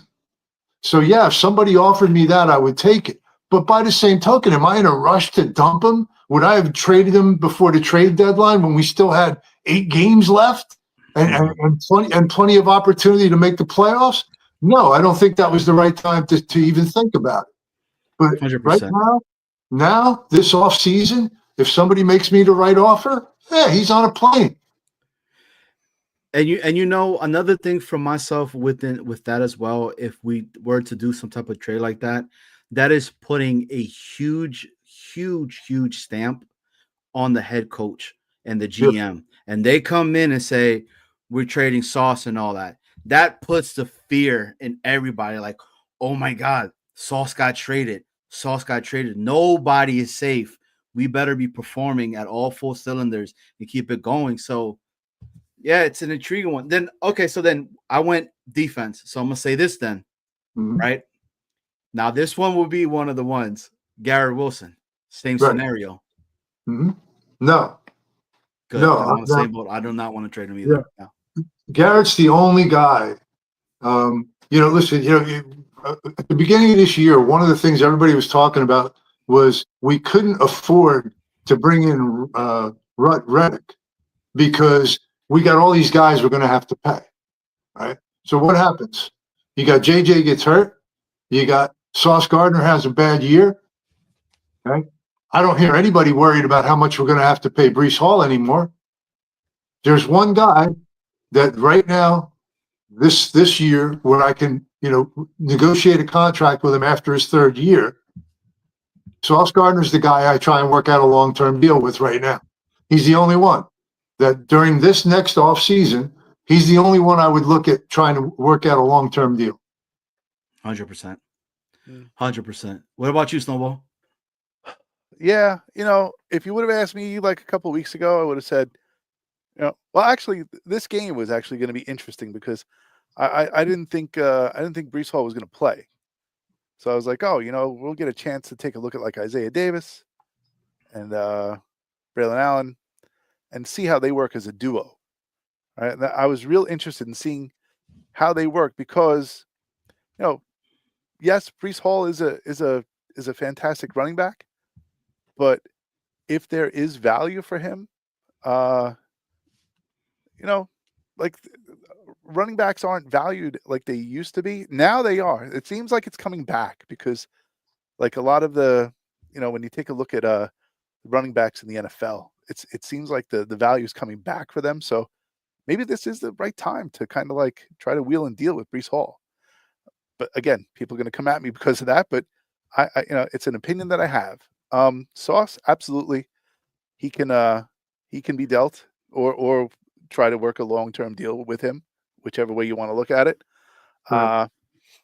I personally don't have any, strong feelings towards Sauce Gardner. So if people want to get rid of him, the thing is, I think the news report is out on him. I think the NFL has seen what his kryptonite is. If you run at him, he's vulnerable. Yeah, that's the thing. So the question that was posed to me was, if somebody offered me a one of the two, would I take it? I would. Okay. Oh yeah, for Sauce Gardner. Yeah. All right. Yeah, If somebody offered me a one and a two, for a couple of reasons. All right, he's coming off a rough year. He's never been a very good tackler. Right. He never intercepts the ball, but he's a good shutdown corner. It's not like I'm saying I wouldn't keep him. I'll keep him. All right, but I'm not going to pay him big money. Okay. 100%. And I've heard people say, well, what are you going to do when he says, he's going to demand the bag? He's not getting the bag. Correct. Right? Yeah. If he wants to hold out, let him hold out. You make him a reasonable offer, or you tag him, or you trade him. Let him be a dick if he wants to be a dick. But I'm going to decide what I think his value is. And if somebody wants to give me what I perceive is more than his value, then I would trade him. But I'm fine keeping him as well. And I feel exactly the same way about the other guys. Like JJ, I want to keep JJ, but listen, he's coming off an injury, and this would be the year to negotiate coming off of after his third year. But now we're not going to have to. We can tag him. We can make him an offer. We can hold him to his fourth year of his contract. Now pick up we have all kinds of options, right? Same thing with Brees Hall. We can just keep him on the fourth year of his original deal and worry about free agency next year. We can make him an offer for a multi-year deal. We hold all the cards with all of those guys. Yeah. And I'm not in a hurry to dump any of them, but none of them, other than Garrett, none of them are getting a long-term deal. None of them are untouchable either if somebody makes me an offer. And Garrett Wilson is the one guy that this offseason, he's my priority to try and work out. I'm not saying a ridiculous contract, but, a top 5 kind of contract. If I can get him on the low end of that for 4 or 5 years, I'm gonna do that deal. And I say this within regards of Sauce and Garrett, you see the difference upon the press conferences. Like Sauce, right? He's all like, yeah, whatever, it wasn't my tackle that messed up the whole entire thing. Like that to me, when I hear somebody saying that, right, that's more of like, I'm just about myself and not about the whole picture, right? Those are the things that I don't like when I see Sauce speaking. Then until you get Garrett Wilson that comes on, Garrett Wilson looks pissed off. He looks very upset, mad at himself, and blames himself for a lot of the stuff that he's done. And he always goes back and talks about his father and is like, I was brought up that it was supposed to be like this, and it's supposed to be about the team, it's supposed to be about stuff like that. Now, the Sauce situation and everything, to kind of going back what Boom was saying, right? 3 months ago, were we on board with trading Sauce and all that stuff like that? This is a hypothetical that we're saying that, was being put out there and stuff like that. In a perfect world, right now with the talent that we have, we're talking about winning the division, right? That the games coming up against Buffalo and Miami, right, are for us to possibly take the division this year and all that with the talent that we have, But unfortunately, we're at where we're at right now because of the back coaching and the GM. At the end of the day, it falls back upon all that stuff like that. And again, right? I think it was Micro that talked about Sauce being hurt and early in the season. I always go back to this. Anybody that's ever played any sports, right, and you've been injured or hurt, they talk to you on the side and they tell you, are you injured or are you hurt? Because if you're, what is that? I think if it's you're hurt, right? You're hurt. Rub dirt on it and go. Rub dirt on that and you're good to go. But if you're injured, then okay, with something else that we're talking about right now. So I don't know. I mean, Sauce, he's had too many opportunities this year that could have been momentum changing plays, and he hasn't executed at all. Okay, just too many. He said in the very beginning of the year that I want to be a leader. I want to be able to go ahead and, have my defenses back and stuff like that. For myself, a leader is what they're doing on the actual field and not when they're doing this. Yeah. Exactly. So, talk is cheap, man. Talk is cheap. There was that game, right, when he didn't he shoulder tackle somebody? Like he got hit here and he went down. He was on the ground for a little bit. Then he went over to the side. He was taking big, deep breaths, and he was, up on his toes, and he was trying to get everything back underneath him. And just seems like he hasn't been the same since. So, yeah, I think he was getting a big head too. Coming into this year, I really think he kind of had a big head. And when things started going a little bit sideways for the team. Exactly, Gunny. Exactly. Yeah, right. Gunny said it there, right? He's all about himself. Yeah. Can't take responsibility for anything. Yeah. It's sad to see because did you watch that documentary about him and him growing up in Detroit and, with his mom and his brother and all that? And man, I fell in love with that guy, Quick. 8 different ways. I was like, this guy's got character. This guy's a stand-up guy. He's with his brother. He's standing up for his mom. He's doing everything the right way. Doesn't drink, doesn't smoke. Yeah. It's about his education. Yes, you're completely right. Yeah. He said everything that he said all the right things you want to hear, right? And it's just, but just like Phil said, talk is cheap. Yeah, right. Right. And what the crazy thing about it is too, if you look at Sauce's his stats, he's having a pretty good year. He's not having a bad year at all. He's a good corner. He's a good corner. He's just not elite. There's a lot of other corners that are out there that I could say are better than him and what they're doing, So what's that? Even if there's not a ton of guys that are better, this is where the salary cap stuff comes in. You got to be really careful about who you give the big money to. Sure. And they always talk about, the 5 positions, right? So your quarterback, your left tackle, right? Got to have a number 1 receiver. You got to have a pass rusher. Got to have a shutdown corner. Those are the 5. Okay. 5. And if to me, let's just say that you move on from Sauce because he wants $30 million a year, and you're just not going to give it to him because you got to give that $30 million to somebody else. To me, that's where a DJ Reed comes in. You can try and find the free agent. If you've got 3 of those guys, like right now, we got Olu, right? Yeah. All right. So we got our left tackle. All right. We got Garrett if we sign him to a deal. Okay. We got 2 guys out of those 5. Right. A pass rusher. Unfortunately, we didn't sign a pass rusher this year. So we're going to have to do that, either address it in the draft or sign one, in free agency.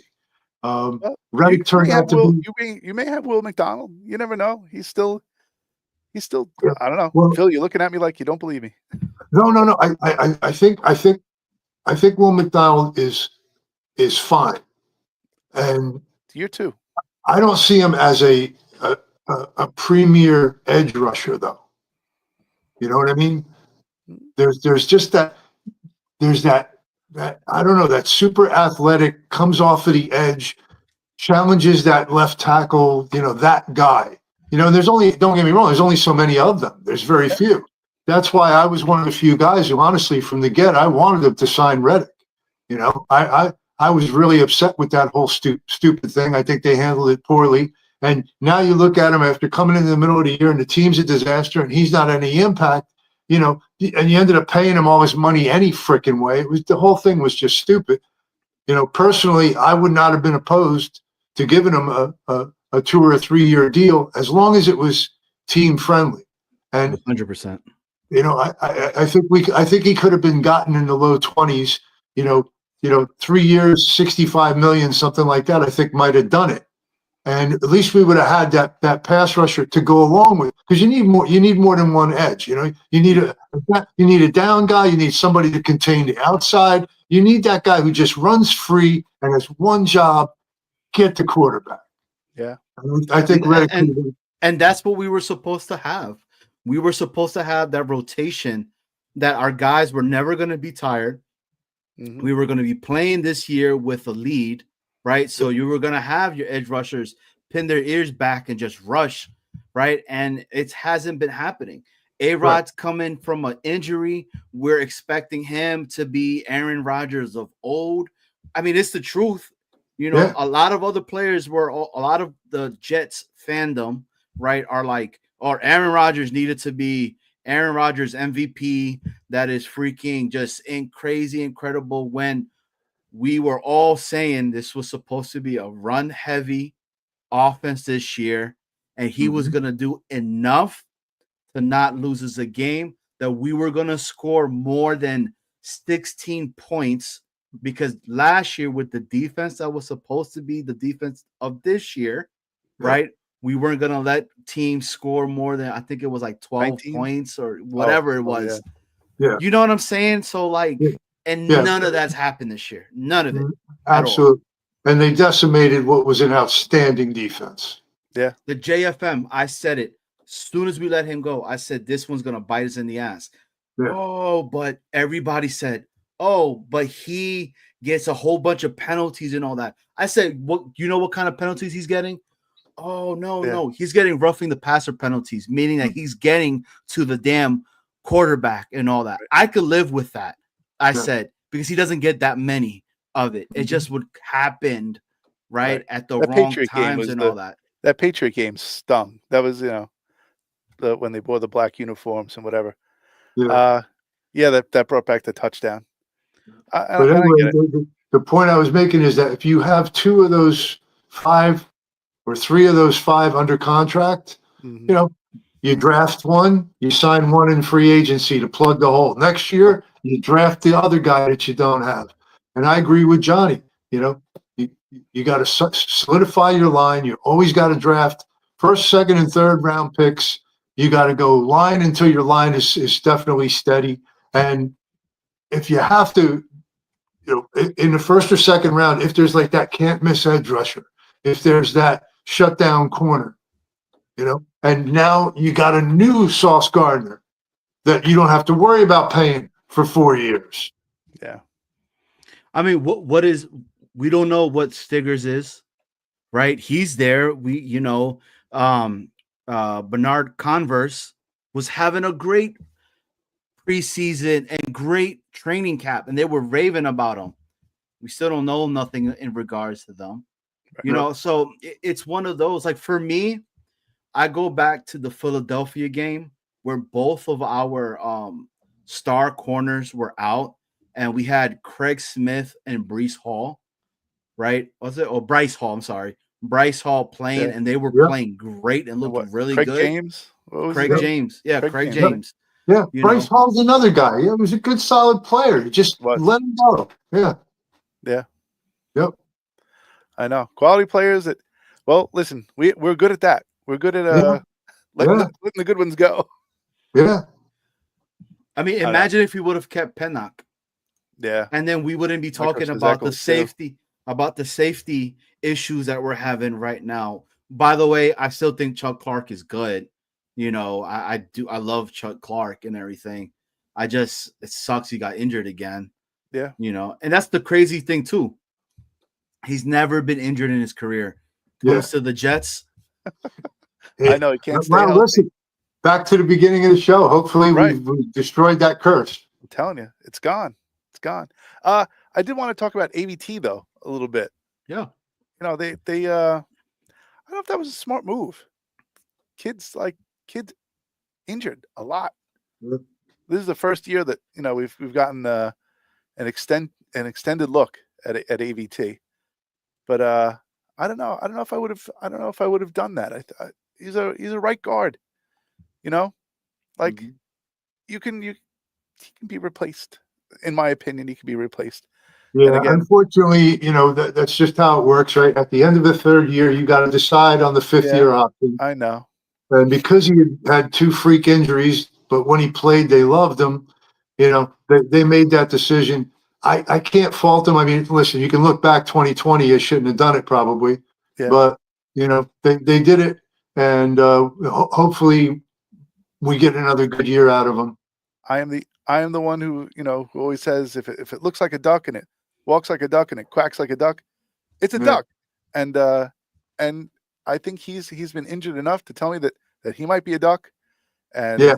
and I keep looking at Aaron Rodgers, and everyone says, "Oh, we're just going to flip that switch and he's just going to, magically he's going to become good again." Yeah. I think Boom said it in the chat on another show where he's like, father, maybe it was Rick Kent, Father Time is undefeated, Mhm. and it just happens. It doesn't. Yep. Sometimes it is a car crash, and it doesn't happen gradually. The aging process sometimes is not gradual. It is a car crash. Such And it a happens. tough one for me to say though, because I go back and talk about that and talk about the Patriots game and how he looked in that game Yeah. and what he was doing in Uh-huh. that game. The dude, You know what he happens hasn't to a ha- light? he- You know what happens to a light bulb when it's about to burn out? it pops. Gets real bright, and then it pops. So that Well, might I'll have say been his. this. I'll say this. I think there was another reason that they extended him, or they picked up the 50-year option. The whole offensive line was a disaster. And Yeah. they just felt like at least they know this guy. And when he's healthy, they thought he was a solid offensive lineman. They already had to plug 3 out of 5 guys. They just wanted to keep one. I get it. You know? I Yeah. understand. I understand what you're saying. Yeah. That was the other thing too. What was it? What was the? I was just gonna make a point. Oh man, getting old is stupid. Something about Rogers. Like, anyway, I'll think about it. You guys talk. Oh, it has something to do with the light bulb burning bright at the last minute. No. It wasn't even that. It wasn't even that part of it.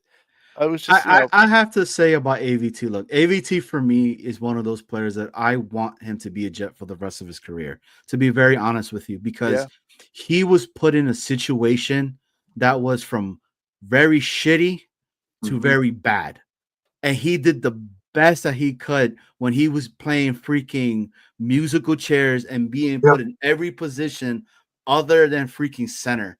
At one point, I don't know if you guys remember it. They were talking about trying to put him as center as well. And he said yes to it, and he was trying to do it. It's just for me, like, that's a guy that you're like, look what he's done for this thing. Anytime we've needed him to come up to bat, he said, okay, I got it. Even though I know that I'm facing Randy Johnson and he's throwing 100 miles per hour with ease, so he gave you his all. So like, and he's and let's be honest, the line has not been a very bad issue for us this year. No, they've been grading very, very high, so I just think that they were trying to gel together. I think what killed us, to be honest with you guys, is not having them play together during the preseason and preseason games. They weren't all together at all. It took later on for them to do that. And none of us thought that Tyron Smith was going to be Tyron Smith and what happened to him this year. Yeah. I think we got what we expected out of Tyron Smith. With the amount of time that he was going to play. Yeah, but the thing was, we thought he might play. we thought he might only play 8 games, but we thought when he played, he was going to be great, and he wasn't Yeah. great at all. Yeah. Right. The Yeah, big that's fella true. brings up a really good stuff too. So does Micro, both of them on regards to Yeah. AVT. He would be a player who I would trade While while he's he is healthy. It's a matter of time before he gets hurt. But the injuries, Micro, that he's had have been very freaky injuries. Before that, he wasn't, because it could. I mean, dude, in the playing a lineman, right? Somebody rolls upon you on your back, and that's it. You're done. So I can't. I understand what Snowball is saying in the regards of the injury piece of it, because he has been injured. I just think he's had a series of bad luck, man, because he's been trying to do everything. But then the big fella says with AVT, you keep him. You don't break the bank on him, but if he decides to walk, so be it. But Yep. he is an asset, and we would be lucky to keep him. Exactly. Yep. That's my point of it. Because what is it that you're saying? You're saying to guys that are wanting to come over here, well, if you give your all and everything, they're gonna get rid of you anyway. Oh, you can give your all. You get hurt. You get hurt a lot. I mean, he was being put in And, positions that were crazy to me. Yeah. And that was my point. I remember my point. People were saying if you put Aaron Rodgers behind last year's line, with the defense that we had, we would have been better. I don't think so. I don't know if it would have been. I mean, hypothetically, if he never has the Achilles, maybe, if he's not another year older. Yeah, but he still would have been running for his life. Yeah, Every I agree. quarterback we put back there was a Yeah, target. Yeah, last year the offensive line was a disaster. And by Yeah. the way, somebody also put up, when we were talking about the DBs, yeah, somebody put up, Eccles is good too. I agree. Yeah. So is Michael Carter the second. Right. We got some pieces. So again, would it kill me to lose Sauce Carter? No, it wouldn't. And I'm glad you said that, Phil, because that brings this point up for me as well. When the conversation, you and I kind of talked about it off air, right? Mm-hmm. That not saying you, okay, but there has been stuff out there everywhere that's saying, why would anybody come to the Jets and Right. everything, especially if it's such a big rebuild of a year?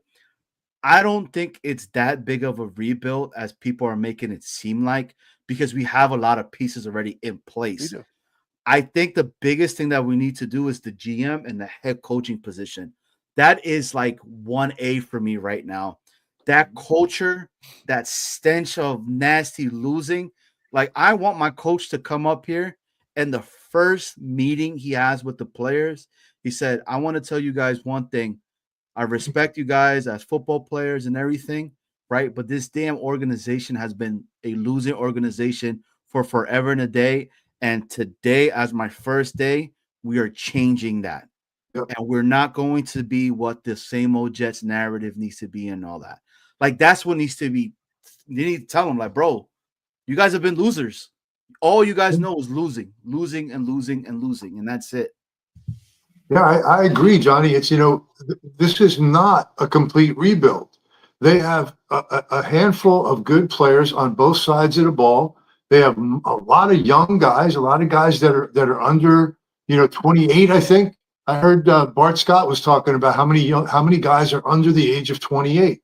That we still got a really good core of young guys, and a lot of them, our star players, are younger than that, 24, 25. So there's plenty of young talent here. And I look at teams that go from worst to first. It happens. Look at Washington. Look at Washington in 1 year. Crazy. Okay, now they've tailed off a little, but I mean, it is not a complete rebuild. This is not the 2019 Jets by any stretch. There's talent here. Yeah, and any given Sunday, right? As they say.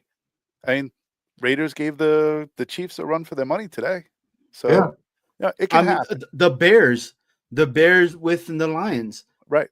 I mean, if that time management wasn't an issue in regards over there, that could have went to overtime.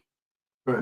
That was a hell of a game from Kid, because Caleb was getting killed Yeah. I was like, how is this dude standing up after all these hits? Yeah. Uh, Yeah, and also, taking Johnny, you mentioned the defensive line, man. That's where honestly, I think in the latter rounds, fourth, fifth rounds, man, I might pick up a couple of 350-pound road grade, run stuffers. If they were good run defenders in college, and I can pick them up, in the fourth round. That's what I'm doing with picks like that. Yeah. And going back to the Commander talk, right? So you guys know I live in Virginia, Right. so this is Commanders, like Commander City, town, Yeah. state, whatever, Country. right? DMV country. There we go. They've played the Steelers, the Eagles, and the Cowboys. The teams that they played are not some just crappy teams and all that. The Steeler game, they lost by 1 point. The Eagles, they lost by 6 points. And then the Cowboy game, which they should have won that game, but those are two divisional games. We've always said it in our division even though the Dolphins have always sucked or been bad, they always play as good no matter what. Right? So it'll be intriguing to see that. I had them as my sleeper team this year and all that, so. But the thing about this year too, guys, we're a couple plays away from having a different conversation too. Oh, yeah. That's what sucks. Yeah. Scott said Yeah, it. see, there you go. Scott says it right there. Few kicks. Yeah. He makes a couple of stops. Final possession. Team, right? Yeah. Who knows? Mike Williams makes that catch. Yeah. It's Yeah. a different season. Yeah. Now, I don't know if I would go like as far as 8-3, but we could so easily be like 6-5. Yeah. Very easily. Very easily. I'm not saying to blow the team up. I'm not either. I listen. We're always going to have a difference of opinion about players, and I'm just maybe a little more. I don't know. Maybe my feelings don't run as deep with some players. Well, as others. Well, who are you talking about? Like the AVT thing. Okay. I'm more of like I see the writing on the wall early. I'm ready to jump. Okay.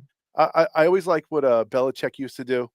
Belichick would, he'd be like, "Why the hell did you get rid of that guy?" It's like, well, he was limping on the way to the, on the way to the locker room. Boom, he's gone. Trade him a year early instead of a year Get late. rid of him a year early instead of a year too late, right? Mm-hmm. So when there's value, when people see potential in somebody, maybe let them go. I don't know. Like you said, Sauce, right? Like I wouldn't be opposed to getting rid of Sauce. I wouldn't be opposed to getting rid of AVT. I'd float Breece Hall, but again, I don't think either one of us were saying we'd be opposed to getting. Well, I'm sorry, Johnny did have. I'm kind of in between you two on AVT. Okay, I understand completely why they picked up the 5th-year option. Right. They had to make the decision last year. The offensive line was in shambles, and the guy had given them everything that he could give, and he had a couple of freak injuries. It was a tough call, and they made that call at the time. But I agree with you that hey, if at the end of next year he's hurt or he's not playing great, he's gone. That's that. Right. Yeah. I don't know. I just you still need a quarterback. Yeah. Are you taking Aaron Rodgers back? Are you bringing him back next year? Yes, I am. Yeah. What else? Who else do I have out there that I could say that? I mean, people say, "Oh, but we could put in Tyrod in there." Tyrod plays 3 games and he gets injured, and this is coming from a guy that has watched him play from Tech, played out here in Hampton. He is loved out here and all that, right? But if he was a number 1, right, he would have been a number 1 somewhere else. It's the truth, man. I mean, Aaron Rodgers, for me, I look at it this way. He's a 40-year-old guy coming off an Achilles tear where he was not supposed to be playing hero ball. And we were expecting this guy. Now we were expecting him to freaking throw 40 to 45 attempts a game to hopefully win us the game and all that. And that was not supposed to be the actual thing when it came to Aaron Rodgers this year. Mm-hmm. You're right. You're right. Okay, see, now when it comes to Aaron Rodgers' question right now, this is where I feel like I get into disputes with people sometimes, because we were talking before the trading deadline about trading people, and I was like, we got 8 games left. I don't want to trade anybody right now. All right. They were using the word fire sale. You know, Mhm. we were 3-5, I think, or something. I forget, 3-6, maybe, whatever it was. But I was like, hey, if somebody wanted to make me an offer I couldn't refuse, nobody other than Gardner would have been Wilson would have been off the table. Yeah. But I wasn't going to have a fire sale just because I think we stink and our season's coming off at the rails, right? I want to make decisions when I have to make them. I want to make informed decisions at a time that they need to be made, not speculate. So as of right now, today, is Aaron Rodgers the best option for us next year? I got a ton of time to figure that out. Maybe he plays a lot better than the rest of the season. That Yeah. would go a long way for 100%. helping me with that decision. Okay. 100%. But assuming he doesn't play a lot better and things go bad and maybe he even gets hurt, whatever. Well, again, is it Tyrod next year? No. Tyrod's my backup quarterback. That's what he was signed to be. There might be a ton of options right now that we don't even know. Like somebody just floated Burrow for 3 first-round picks. Okay. What if there's a veteran quarterback out there that we can make a deal for? And we use our draft picks on D-line. We maybe make a few adjustments. You're going to hire a new general manager, a new head coach. Let them figure out whether Aaron Rodgers is their best bet next year. Yeah. But right now, what I'd be leaning towards is I believe there will be a better option some point between now and next training camp than Aaron Rodgers. That's what I believe. I could throw out a couple of names, like, whether it's Carr or what's his name? He used to be with us, went to the Vikings. Sam Darnold. Sam Darnold. Okay. There may be some other options that when the time is right, I'm going to look at. I'm going to say, okay, that guy or Aaron Rodgers. All right, And if I'm gonna say this to you real quick, Phil, and to Snowball. These are the free agents that are quarterbacks that are going to be coming for the 2025. Sam Darnold, Zach Wilson, Trey Lance, Jacob Brissett, Taylor Heineke, Marcus Mariota, Drew Lock, Jarrett Stidham, Andy Dalton, Justin Fields, Joe Flacco, Jameis Winston, Mac Jones, Carson Wentz, Jimmy G, Case Keenum, Mason Rudolph, Easton Stick, Cooper Rush, Josh Dobbs, Brandon Allen, Nick Mullins, Kyle Trask, Josh Johnson, Kyle Allen, Russell Wilson, Jeff Driscoll, Brett Rippon, Shane Bucchili, Sam Egler, and Tommy DeVito. All right. So out of all of those players that are there, right? Aaron Rodgers or this guy or these one of the guys there. You want to go first, Snowball? Do I? Listen, I hate saying it, but I agree. There's gonna be something out there. Would I take, Aaron Rodgers, man? Like, you don't know. It's such an unknown as to like what he's gonna do for the rest of the season. That's the thing. Like, so I'm not making a decision because I have to wait and I have to see. We burnt Joe Namath, so maybe he comes out and he plays like he played in the 3rd week of the season. Like maybe he comes out and So he's. let's do this then. Let's say that the rest of the season is over and Rodgers has looked no better, maybe even worse. Let's say that that's where we're at the end of the year. So then I'm concerned about money. And now I'm going to say, all right, you know what? I'm going to save myself a ton of money. And I'm going to, I'm not going to go with him next year. And whether you have him on the team next year or not. Yeah. you're gonna owe him $50 million. Uh-huh. So the only real question, if he's not on the team, is do you take the cap hit, all 50 million, or do you go 14 million and 35 million? Yeah, you And spread it out. I would split it over the 2 years, Yeah. because the salary cap goes up every year. That 35 million against the cap in 2 Is- years is a lot better than 50 next year. Right. Yeah, it's true. And you can always play with the numbers. Again, if you're going to bring in a stopgap quarterback, Yeah. you can always find a way to make it work under the cap. You can structure it where, he takes a little money the first year, but there's a ton of guaranteed backloaded. There's a lot of ways to do it. But forget about all the names he just said, which there was actually a couple that I would consider. All Yeah, right. I like the Agreed. couple. Okay. There may be somebody else. There may be somebody else, like somebody like throughout the whole thing with Joe Burrow. Okay. Maybe there's somebody. I heard that the Saints are already thinking about moving on from Derek Carr.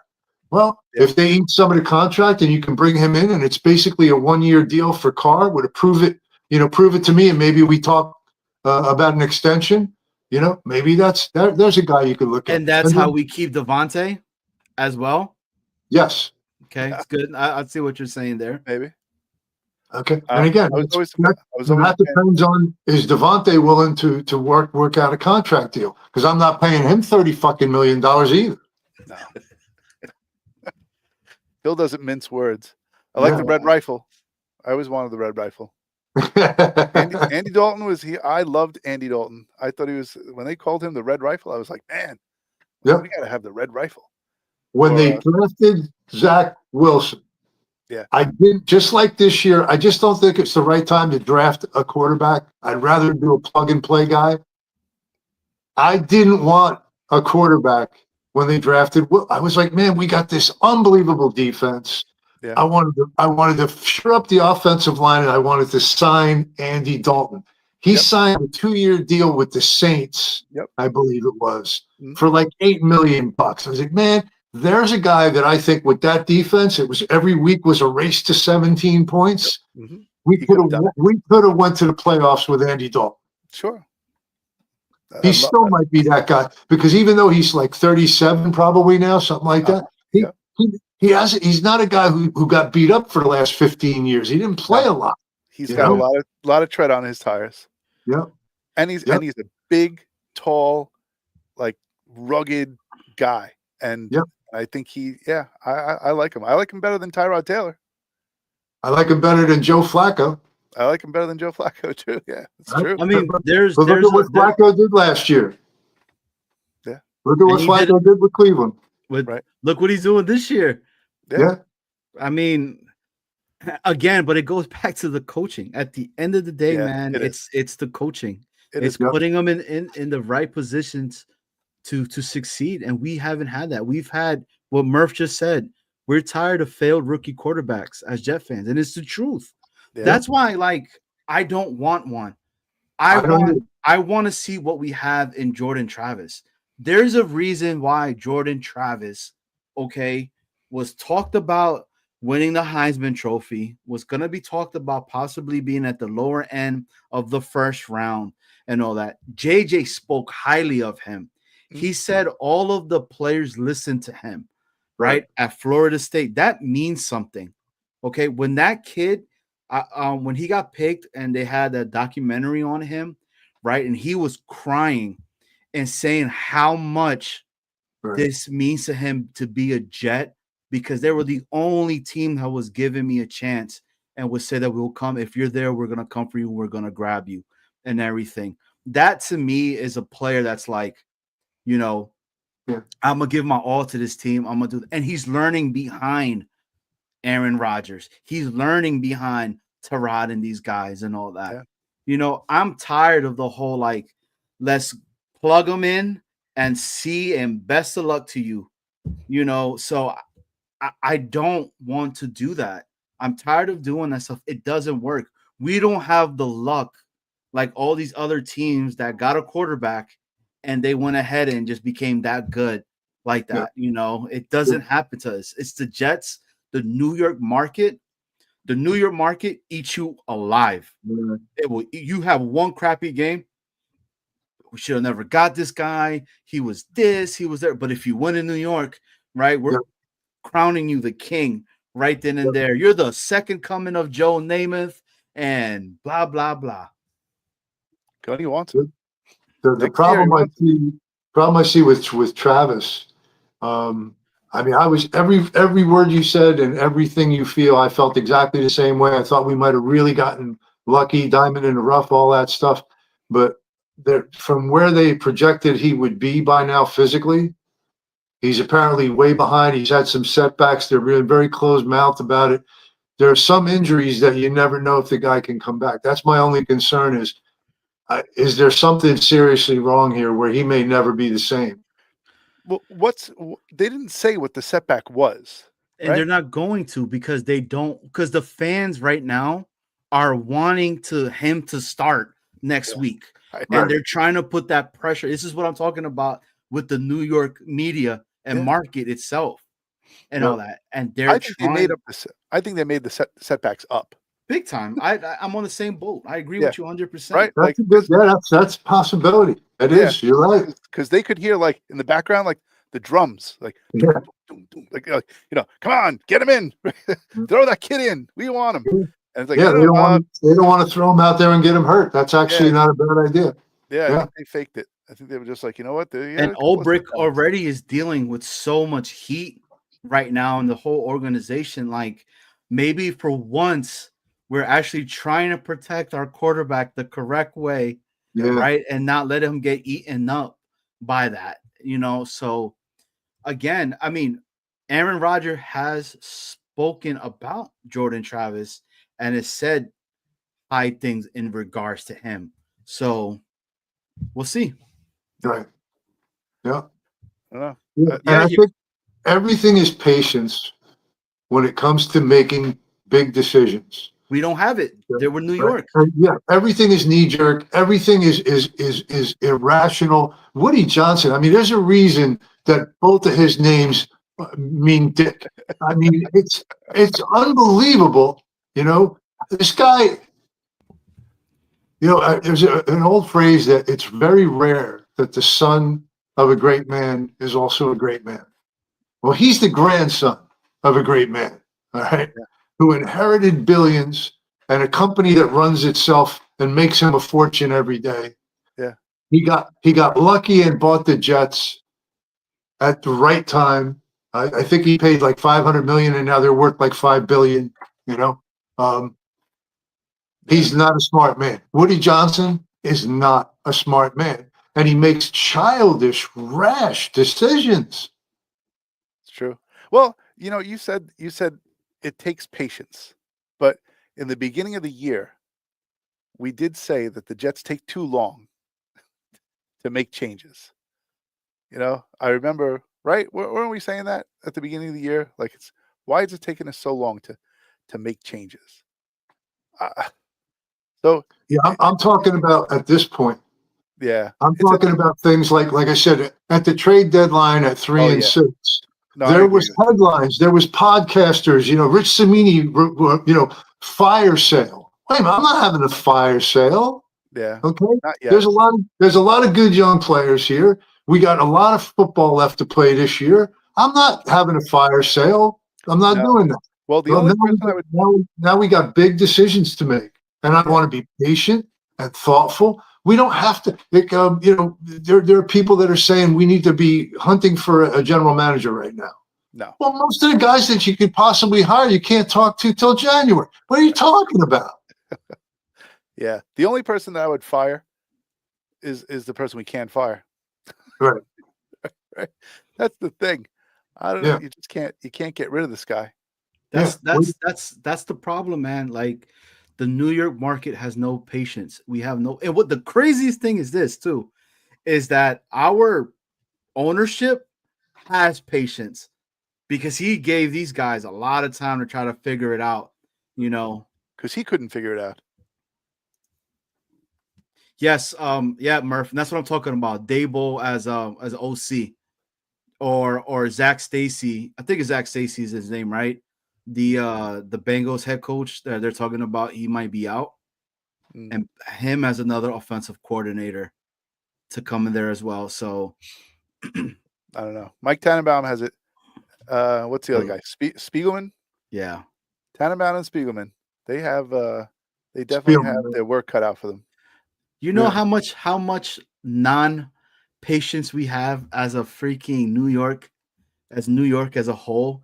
Like when you're going to go ahead and like order a cup of coffee and that coffee's not in your hand within like 30 seconds. Right. It's true. We're like, hey man, my cup of coffee. Where's my coffee at?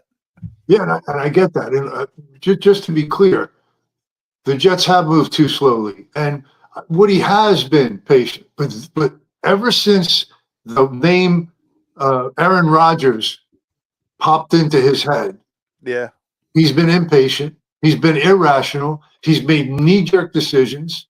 He's done a lot of very stupid things. And in my opinion, he took all the responsibility away from Joe Douglas this year and destroyed everything.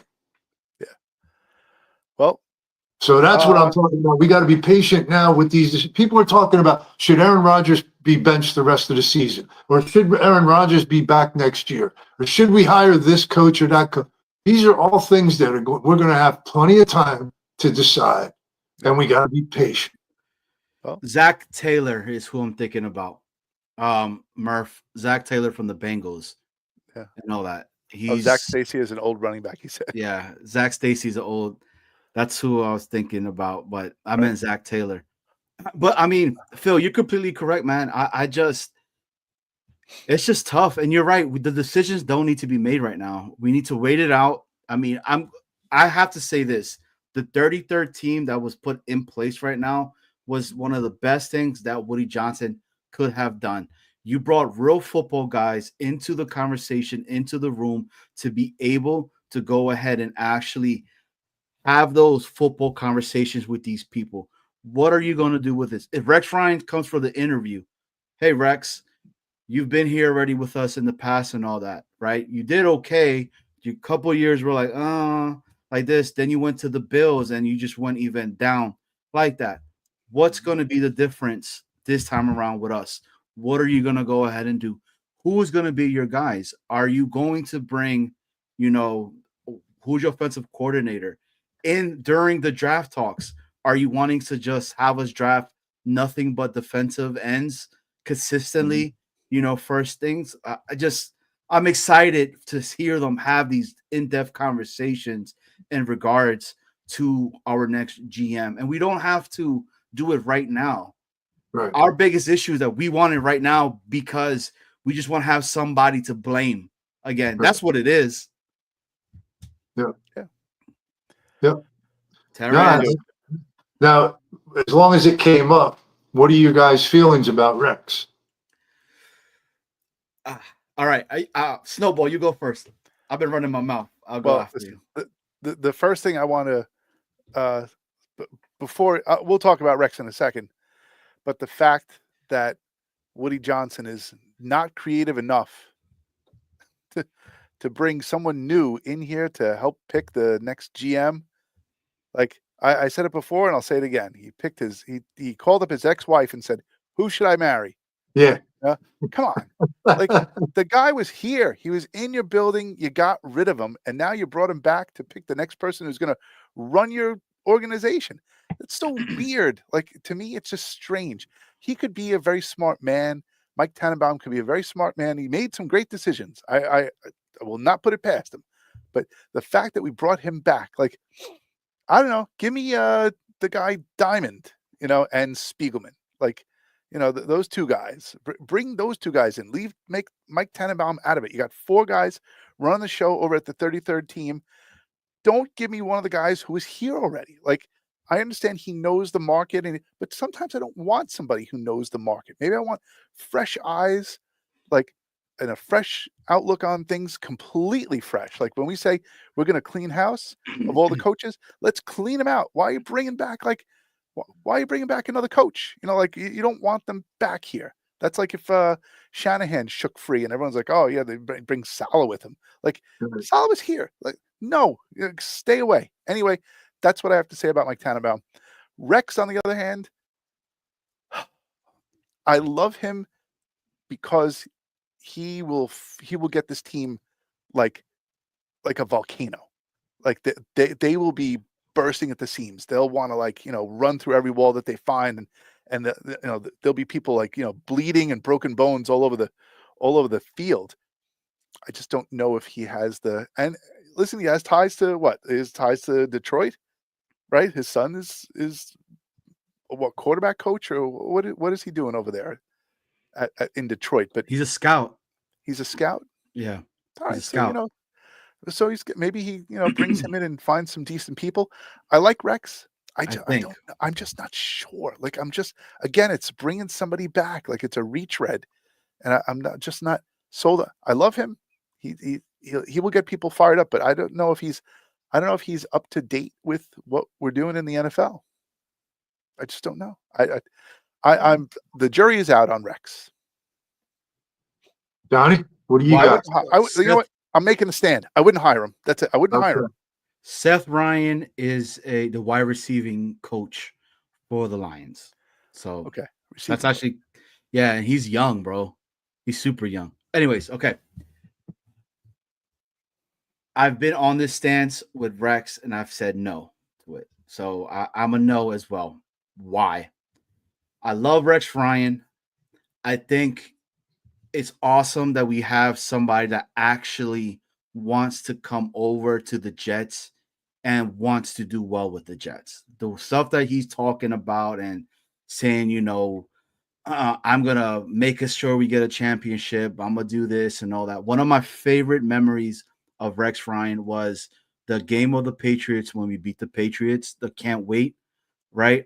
He brought in Dennis Byrd, right, into the before the game to have a speech and talk about stuff like that. And Dennis Byrd was like, if I could walk, I would be out there running with you guys.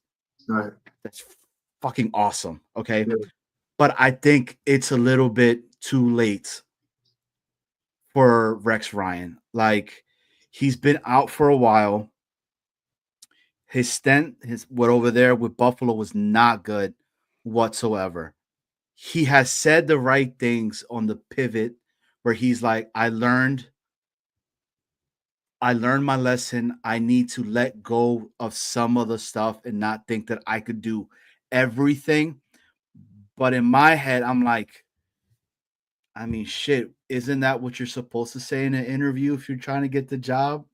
Right? Are you really going to do that? Because in that same interview, he said, I know I'm better than every single coach that's out there as well. Yeah. So what does that tell you? Yeah. Those are the things that I hear and I listen to when I'm like watching these things and stuff like that.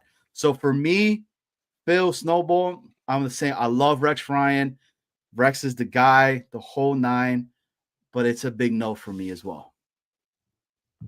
Well, it's unanimous. And I think Rex is just a guy who talks a lot. His last couple of years with the Jets were not good. His years with Buffalo were not good. And there's something that I've been meaning to bring up actually for quite a while. Last year, when Wilson had his couple of good games, he had the game against Kansas City, and people started talking about, maybe Zach Wilson ain't so bad, right? Rex Ryan was all over about how great he was, and he kept saying, this kid is ascending. You watch. He's just going to get better and better, all right? He said that shit for weeks on the Greeny show, all right? Rex talks a good game, but, yeah, I do believe that it's well past his time. And for those who say bring him in as a DC, he's too big a personality, too big a shadow. Yeah. You just can't have that guy that wants your job. It just, you can't do it. I'm a hard no on Rex. I agree with you 100%, Phil. He's just too big a personality. He couldn't take a backseat to anybody. Yeah. I think the NFL is that. I think you hit it on the head. The NFL is you have to take a stand on every everything. You have to make a call on every situation, and you have to, and consistency. You have to be consistent. You can't be wishy-washy. You can't go back and forth. 100%. So, you have to make a stand. So whether it's good, bad, or indifferent, whether people agree with you or not, if you have an opinion about something, say it, believe in it, have reasons for why you said it, and stay with that. And whether you're right or wrong, you can be wrong. And I am, for one, I ask my wife, I am wrong all the time, right? But Me too. you can, I think we've all experienced that, but you can be wrong. But as long as you're consistent and you had a reason for why you said it, that's the thing. So, everything from now on is, we're all going to have our opinions about, who should we get as a GM? Who should we get as a head coach? Who should we keep on the team? Who should we fire? Who should we get rid of? What coaches should we keep? Right? As long as you make sound decisions and you have a reason for why you said it and it makes sense and you're consistent about it all the time, then I cannot fault you for what you say. So that's the joy of football. Yep. And I want to move forward. No, I don't want to go back. I don't want to bring back any retreads. It's, I want to get the hot young executive. I want the first time head coach. A lot of people say they want somebody with head coaching experience. I've said this a million times. Who knew Tomlin was going to be Tomlin 20 years ago? Sure. Correct. Well, let's go get a guy. He's got to have experience. He has to be ready to be a head coach. But whether it's, and again, I'm sick of this. We need an offensive guy. You need a leader. You need somebody who knows how to put structure in place, how to get guys to be accountable because today's, people talk about Parcells and shit. You can't yell at guys and kick them in the leg anymore. You can't do that shit. You got to be able to relate to them, but you got to have their respect. Okay. Tomlin can stand in front of a guy and yell at him and have his respect. Yeah. And so Tom Coughlin could do it also. Yeah. A lot of people didn't like Tom Coughlin. And that's the thing. Like, you could show, right? Like, how, you could assert yourself if you say it in a different type of way. Maybe not having to kick somebody anymore, but to go to a player, like for myself, right? When I used to fight, when I used to box, like one of the things for myself that I used to let myself do was I would feel the guy's power by letting him punch me really good, like over here and stuff like that, right? To see where he's at. Then I would lower my guard a little bit more and have him kind of like touch me in the face. Then I would be like, oh shit, all right, I'm in a fight. I'm ready to rock and roll. Is that why you got the beard? Yeah. Huh? Is that why you got the beard? Yeah, I can't grow. I got hair cut. I can't grow hair. I got this split open. Those I got like, anyways. But the reason I say that, right, is like you could have a coach that could come in and say to you, right, like my coach would tell me in the corner, what the fuck are you doing? Like, why are you being stupid and letting you? Because it was stupid. It was stupid. It would take one punch to hit me in my button and I was knocked out cold. So he was like, you're doing that stuff. You could hurt yourself and all that. You could say these things to these guys. Some of these guys are super young and they've always been that guy in college. They've been that player and all that and everything. They're coming into the league, right, thinking they're going to do what they did in college. And it's like, nah, buddy, that's not happening. You got freaking linemen that might run as fast as you can as well. They just need to hear it. Like, that's why I exactly. Like, I want somebody to be like, Sauce, fucking tackle. Like, what are you doing? Sauce. Like, I know you're a corner and you're not supposed to be tackling and all that, right? But the greats did. And if that's what you want to put yourself in that position, you want to be a leader, as you're saying, you need to show and you need to do those momentum times, right? When that ball was right there for you to catch it and all that, you catch it. But there is none. He does that. He gets back. He trots to the damn sideline, and they're like, "Oh, it's okay, buddy. Yeah, next time you'll get him." Mike Tyson, right? Mike Tyson. Everyone has a plan until they get punched in the face. It's the truth. So he got punched in the face this season. There's no heart, man. There's no heart in this team. And we need somebody that's in there that's gonna toughen them the hell out. You know, that's one of the negative things I have about Aaron Rodgers. To be 100% honest with you guys, where is the Aaron Rodgers from the past where he would come to the side and be like, "What the fuck are you doing?" Where's the Aaron Rodgers that Alan Lazard said, "I was scared of this man"? Yeah, Because I knew for a fact that he was going to chew my ass out and everything. He said this year, that was the worst thing that I think I heard anybody say when Alan Lazard said, yeah, like this one is way different. Like he's really more zened out and all this shit. And I'm like, no matter what's going on, he just goes and sits by himself with a freaking towel over his head. He doesn't care. He's 40. The guys he is playing with are like 23, 24. That's like me going up to one of my students, not even my students, like somebody who just graduated high school or college, and walking up to them and screaming at them.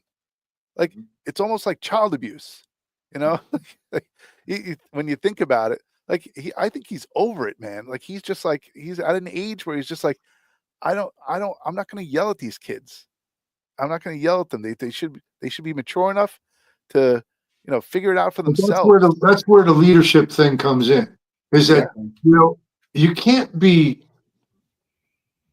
I tried to talk about this with there's a clip of Tomlin giving the business a little bit to Pouncey, where the clock was running. It was like it was the last 2 minutes of the game, and he did something, and because of what he did, the clock stopped, and he was coming off the field, and Tomlin tried to talk to him. And at first, he didn't want any part of it. He tried to walk away, and Tomlin wouldn't let him walk away. He stepped in front of it. He was like, "Hey, is this bigger than you? This is bigger than you. This is about the team. Is the team more important than you personally? That kind of thing." And he made him listen.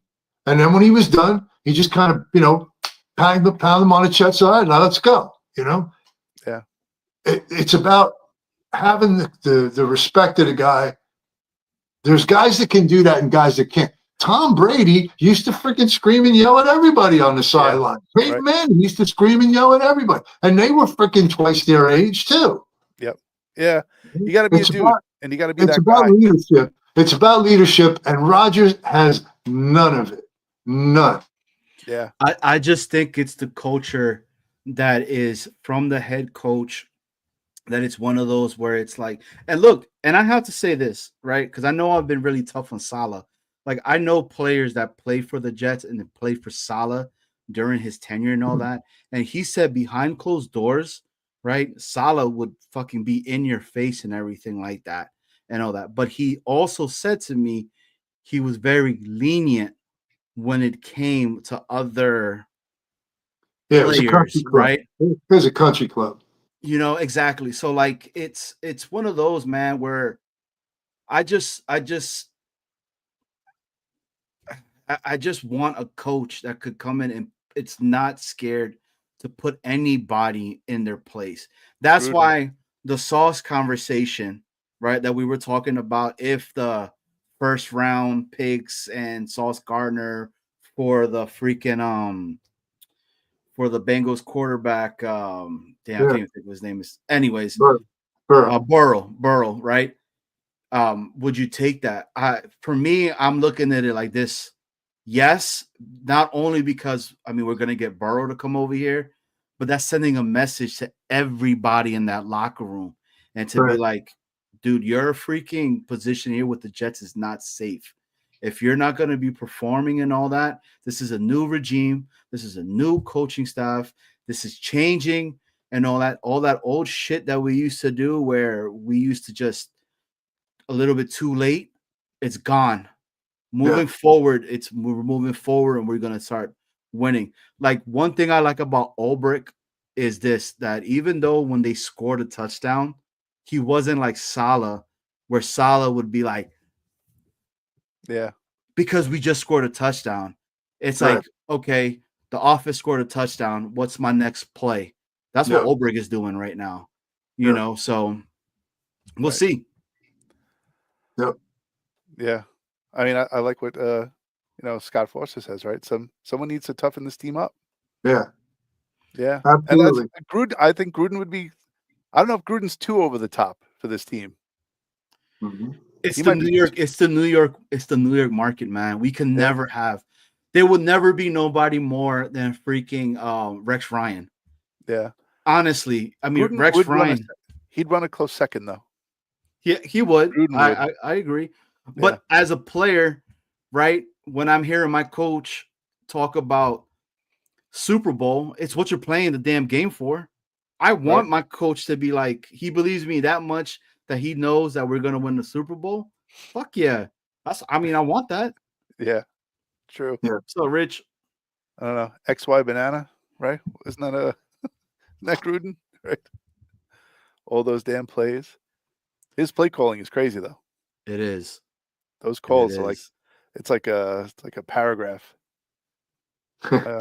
That's why you need you need a vet. You need someone who can come in who can actually understand what the hell he's talking about.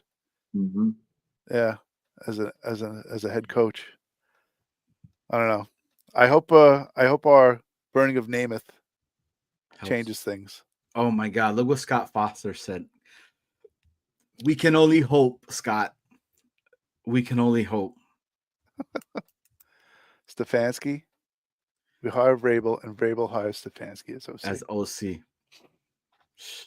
I like Well, Vrabel. Cleveland's not firing Stefanski after what they did the other night, so that's not happening. They would be stupid to let Stefanski go. Right. Still 6 games left. Correct. 5 games. You never know what can happen in 5 games. 6 games. The world can change. Look, watch the Jets fans if we win a couple of games in a row. We're all going to be jumping on top of each other. Oh, we're going to the playoffs. Scott, but then I ask you this: who's the GM?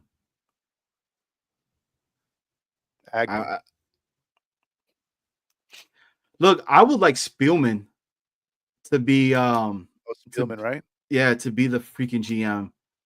He's a very impressive guy. Super. But I like that he wore a T-shirt to his interview. Yeah. He was just like, I don't give a shit. It's like I'm working for the right. Like he didn't Absolutely. care. Yeah. My boss is the 33rd team, not you, Woody. Right. That's what you do. That's what's needed, man. Like, yeah. That's the one thing I'm hoping. I'm just hoping that the last 2 years, Woody it was all about Aaron Rodgers, and I think he just instructed everybody. Whatever he wants, that's what we're going to do. Yeah. And then when things started to go sideways this year, he got even more involved and screwed things up even that much more. I'm hoping that he learned his lesson. He's going to just turn over the keys to somebody else, go sit in his luxury box with his big Woody fucking necklace on, and just, enjoy the game. Now, when did he get the Woody necklace? Because when they drafted Sauce Right. had the big blinged out Sauce bottle, right? And he had the iced out chain and everything. Mm-hmm. Did he get the Woody thing after Sauce gave Aaron Rodgers the blinged out 8? Or after? No, I think Aaron Rodgers got the 8. I think it was before the 8, because I remember hearing about that he wore the Woody thing, and the players were like acting like they thought it was so cool, and now he started wearing it every week because he thought it was so cool, and then all the players thought it was cool, but actually they just thought it was a fucking joke. They were just like laughing behind his back. Right. It was when McCall Hardman was here, and McCall Hardman had a giant jet, because nobody knows that was his nickname when he was with the Dogs in Georgia, right? That was McCall the Jet Hardman. That was his nickname and all that. So Sauce had the bottle, McCall had the jet, and then Woody got the Woody, and then Aaron got the 8. Look, I cannot stand when I see Woody Johnson wearing all white with some all white Air Forces and that damn chain, and he's freaking walking around. It is so embarrassing as an owner. He's ridiculous. You never see Kraft. No. Never see Kraft doing some shit like that. They're all nice and like 3-piece suited out and all that. Johnny, we have so many cartoon characters on this team. God. Like it starts with ownership. Woody's a cartoon character. Then you got Clemens, he's a cartoon character. There are a lot of cartoon characters that we have on this team. I mean, Woody thought that Thinking's what's his name? overrated. Tim Tebow was a good move. Yeah. Like It was all about winning the off season, about selling jerseys, Tickets. Yeah. selling tickets, getting the media. You know, that's Woody. That's that's it. Right. That's all he cares about. so And how do you it's still what I think we were ranked third, right, of most sold tickets to home games. right? Like I don't that's know. what I'm I just- saying. Like if the Jets organization, the Jets Mhm. fan really Yeah. wanted to hurt Woody Johnson, right? Yeah. What Vinny C said it. He said, go to the damn tailgate, right? But don't go inside the stadium. Yeah. Right. On television, let them fucking see that the whole stadium's empty, Mhm. right? and then Woody- have them show the parking lot. and then show the parking lot. Exactly. Then Woody Yeah. Johnson is gonna be like, oh shit, something's going on. Because he's probably watching our show right now. You Well, just see, have to, the problem is the tickets are sold. Hi, Woody. Nobody wants to see, and Woody doesn't want to see empty seats, and he doesn't. I agree with all of that, but the tickets are sold, and it's New York, and if the Yeah. Jets are ever good, people are going to want to be there, so they're going to keep buying the tickets with that hope. There's more rich people. All they need is whatever 80,000, 100,000, whatever it is, enough people to buy the tickets. It's like Disney World. The prices keep going up and up and up, and you keep hearing how families can't afford to go to baseball games anymore. And family can't afford to go to a football game anymore. They don't give a shit as long as enough people can afford it. Correct. That's all they need. If Disney World is full every day, they don't give a shit if the average guy working in a factory can't afford to bring his kids to Disney World anymore. They don't care. Truest thing. That They is so don't true. care. They don't care that a bricklayer can't take his son to a football game anymore. They don't care. The tickets are sold. yeah. Yeah, I know. that's like kind of to your point, Phil. Like for me with baseball, like there's a lot of people that say, oh, I can't go to a baseball game and all that. That is like now I love football. Football is my favorite sport to spectate and everything like that and all that, right? But for me to go to a live event, it's always been baseball. Baseball to me, I still to this day feel like it's the only sport that I could take my entire family, right? Have a full conversation and still not miss something. A little bit different now that they went ahead and moved the pitching count a lot quicker, makes the game go a little bit more faster and all that. But you could still get tickets for $20 and catch a game, right, with your family and not breaking the bank. You're completely right. Tickets are to sit all the way in the top. They're like over $100 and something. Yeah. And the average family is what, 4, right? $400, not including the parking pass, which is like what, $65, $70. Parking's more expensive than a ticket sometimes. Yep. It is Absolutely. right now. You get tickets Yep. right now to the Seattle game. They're $35 right now. Yeah. Yep. But to as park- long as in the tri-state area, there's thousands of millionaires, and there's all the corporations and stuff. They're going to buy seats because when they want to go, they want to have that seat. True. So the tickets are always going to sell. They're going to sell. I think you just have to embarrass Woody. Something has to be done. You have to. I don't think publicly- I don't think you can embarrass him. He's made a laughing stock of himself and this team, and I don't think he can be embarrassed. I don't. You need to show. You need somehow to show outrage on a major stage. Like you need something. And I was calling for it like weeks ago. I was like, you know what? I'm like, we should just rally in Times Square.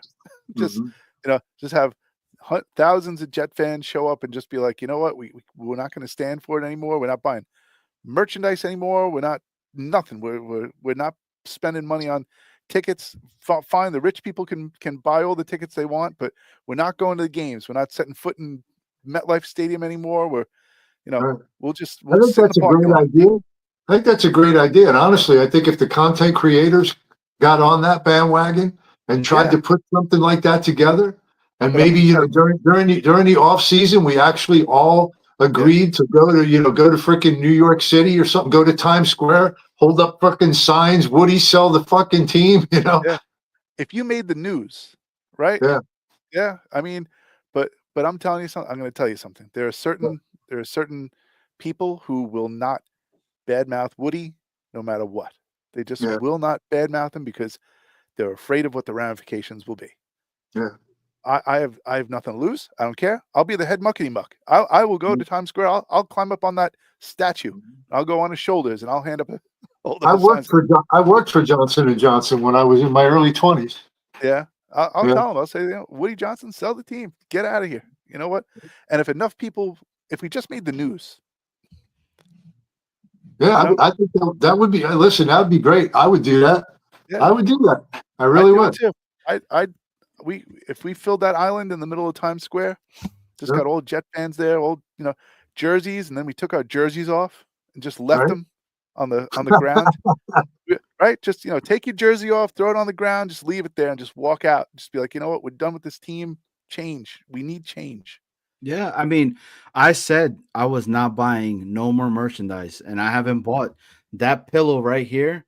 Is the last thing that was bought, and that was anything in regards for Jets merchandise Yeah. and all that. My wife came, hey, what do you want for anything for Christmas? I said, don't get me no Jet stuff. Give me a Rangers something, some Knicks stuff. I need a little bit more pop of color.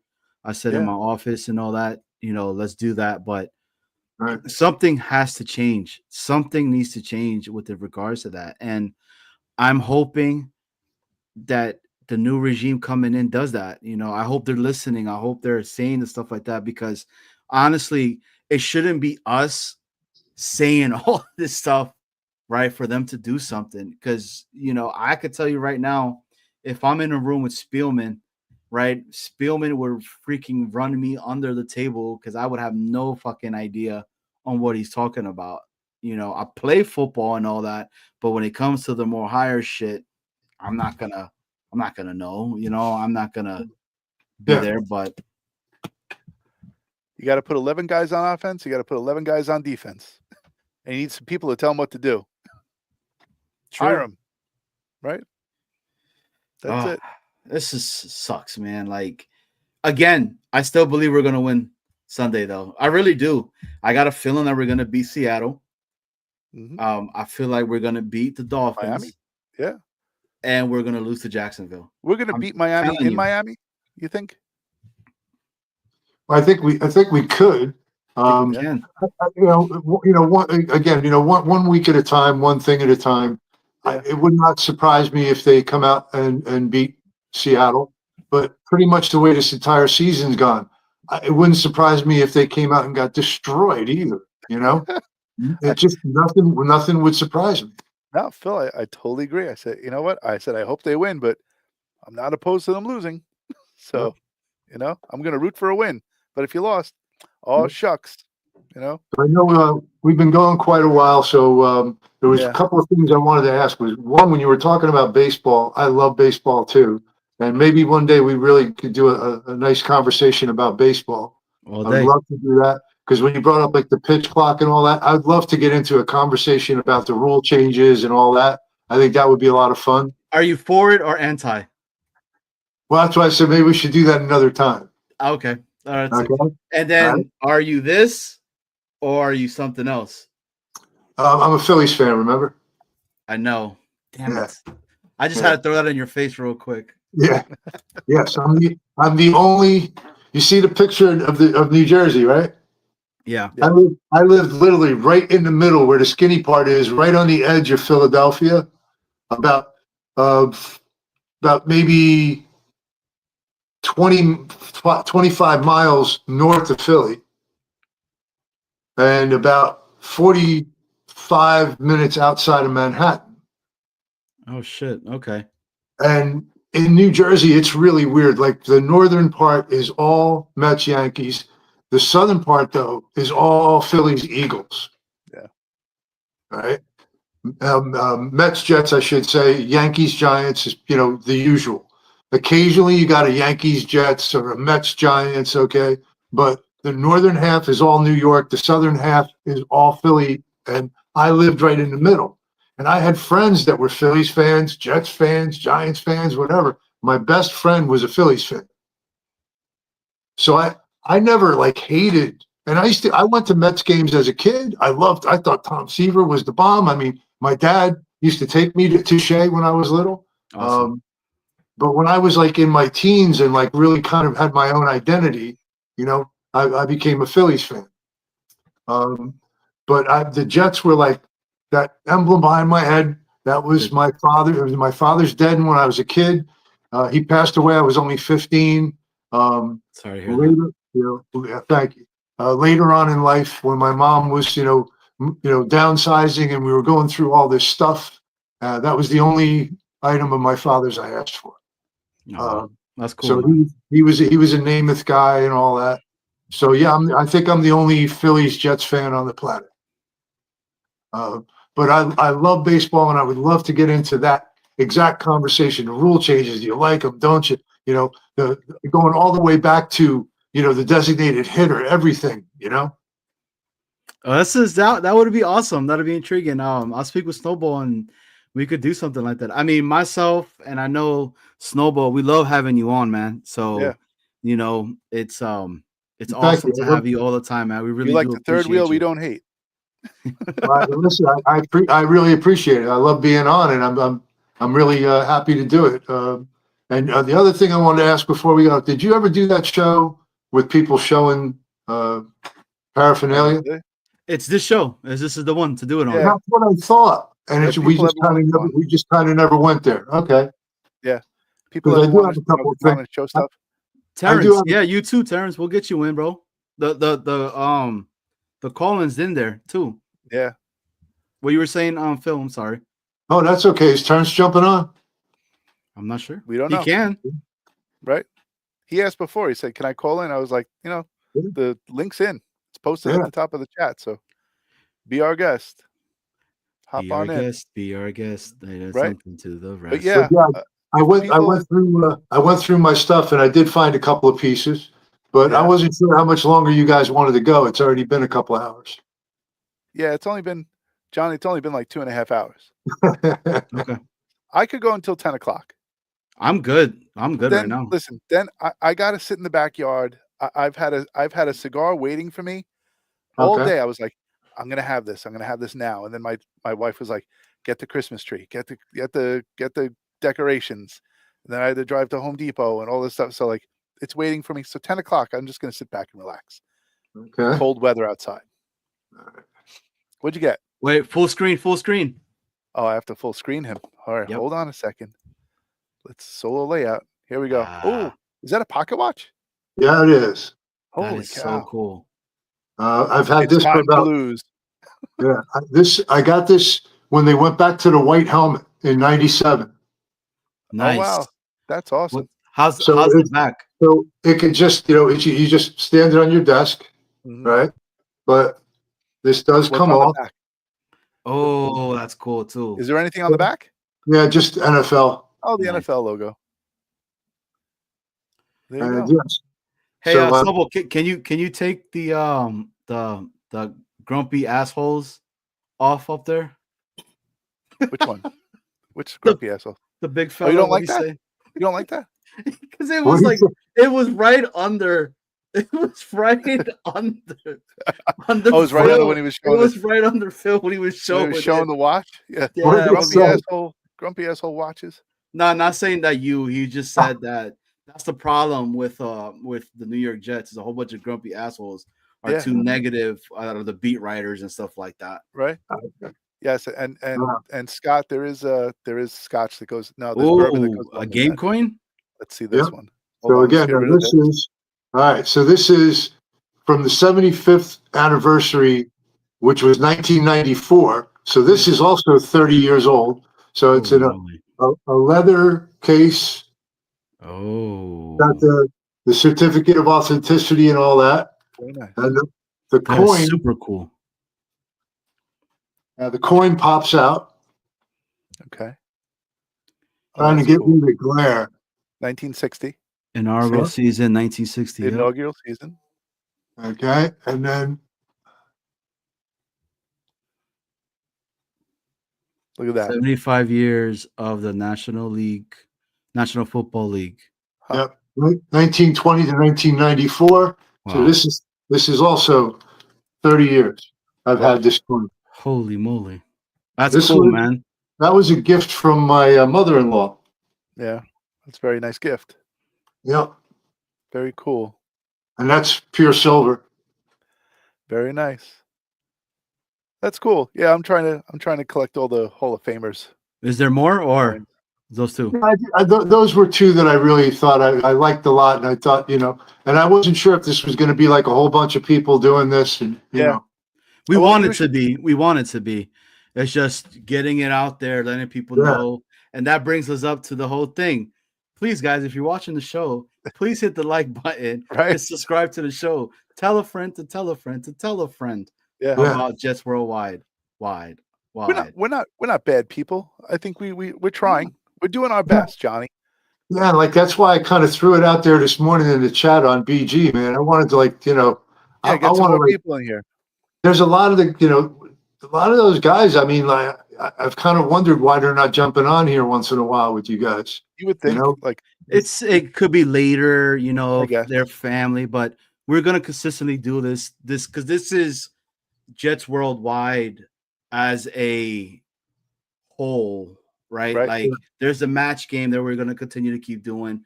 There'll be Yeah. this segment, Jets Therapy, but there's gonna be more and stuff. The show and tell part of it that we're doing right now. There's gonna be other things that we do. We're we only trying. Yeah, we only started in August. So, Mhm. We got August, September, October, No, November. We're in absolutely. 4 months. I'm just thinking, obviously he doesn't seem to mind you plugging it, so, I say, every chance you get. And, some of those guys, I would think like they go to, some of them mention other things that they follow, other shows that they watch. Right. So, I'd love to see some of those guys jump on here. Well, that's the relationship that I have with Paul. I make the emojis and I'm like, and he's like, let me throw you a couple of shekels, I'm like, nah, I'm like, you keep your money. Like every time you get a chance, like let me come on, I'll plug the show, I'll, say whatever. If if we make a new emoji, just say, oh yeah, Snowball from, Jets Worldwide, go check him out. He's on Sundays. So every time I make something for him, he says something. So it's like free advertising. Well, exactly. And I'm always a little like, I'm not sure how far to go. You know what I Yeah. mean? Well, you Because know like what? today in the chat, like when I brought up, 7:00 tonight. Yeah. By the way, I said 6:30 on purpose so you could correct it and say no, it's at 7. Dude, I'm normally up there, but I was knocked out.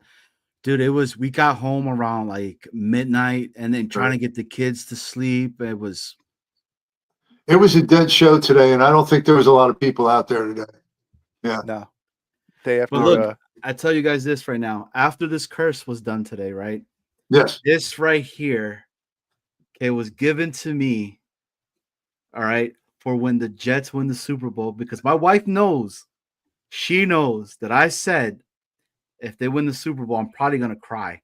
And she's like, but Johnny, you're not a real emotional kind of guy. I was like, I know that, but it's something about this team that like everything's gonna hit me at once. Me being a young kid with my pops, taking me to Hofstra, seeing Tony Mignola look horrible at trying to be our kicker, which is 2024, and we still have that damn problem. Okay. And everything. And just the full circle where my daughter is growing up as a Jet fans. My kids are starting to grow up as Jet fans. My wife is super into it and all that, which is awesome and stuff like that. So this right here, I think they're still good because it doesn't sound like it's evaporated or anything. That tissue box is going to serve 2 purposes. One, you're going to wipe the tears, and then when you come to the realization that the Jets have actually won the Super Bowl, then they're going to help you clean up. Yep. Look, it's 2-ply. It's 2-ply, baby. Strong. Look, strong. We've gone from 3 to 4. There he is, the Murph Daddy-O. Man. Murph, you got to show that awesome tree that you just did with your son, dude. It looks so good, bro. Look at that. Did it with the fam. It's Jets tree. Nice. Nah, we didn't do Jets colors. I let him choose this year. I did green and silver, I think, last year. But yeah, he wanted to do red. He wanted to go traditional. So Nice. Hell yeah. I it's more like about him anyway. So So what do you have to say, Dan? oh hell, not a lot. We're a mess as always as Jets fans, but you know we're still spending our time sitting here bullshitting about them. So Got nothing else to do. Got to talk about something. yeah, Gunny, absolutely. see, Gunny gets it. It's he gets it. You know, it's that, man. It's If the just Jets win the Super Bowl, I'm letting the waterworks go. My kids will see me cry for the second time in their lives. First time was my grandmother's death. Jets with a Lombardi would be 2. yeah. I don't. It's I feel like I want to say that I would cry, but like I feel like I might be in shock. Like it might be like a 3 day like later response. Like it might hit me while I'm at work like 3 days later, and I'll be like, oh, we actually won. Like I'm not driving crying. coach I'm truck. not guys. crying. I say this, man. Like for me, the perfect thing to see that would be with my dad, right? And just me and him just chilling, watching the game together, and him there, like this Thanksgiving, I was with my pops, right? And he still has his Jet stuff on. And he talks so much crap about the Jets right now, you know, because that's just he's a battered old Jet fan, you know. He Castro? loves the team, watches it every single Sunday and all that. But that would be like right there. And of course, with my, you know, my kids and my wife and stuff like that. But I want my pops to be like right there with me to watch it and stuff like that. You know, every time I get a chance to go to the game, I call my dad and I say, hey, Dad, take off from work. I'm taking you to the game. And he's there with me. And now it's with my daughter. Because I have those memories of, like I said again, going to Hofstra with my dad, you know, because my dad, he played soccer. So he was like really athletic. Like he would have made it until he blew his damn leg out and everything like that. So, you know, my dad knew the ins and out of Hofstra. He knew the people in it because he played in Hofstra and stuff like that. So it was cool as crap to see all of that stuff there. It hits different, man. It just does, man. It's just all those memories of the fucking Jets. Yeah. I mean, I wish my son was into it. He's not into it. He's not into football. My daughter is. My daughter's into football. She's like, oh, can we go to a game? I'm like, you sure you want to go to a game? She's like, yeah. We can go to the game December 22nd. We can go to the game. I was like, if I got free tickets, I would go. But I'm not paying for tickets to go to that game.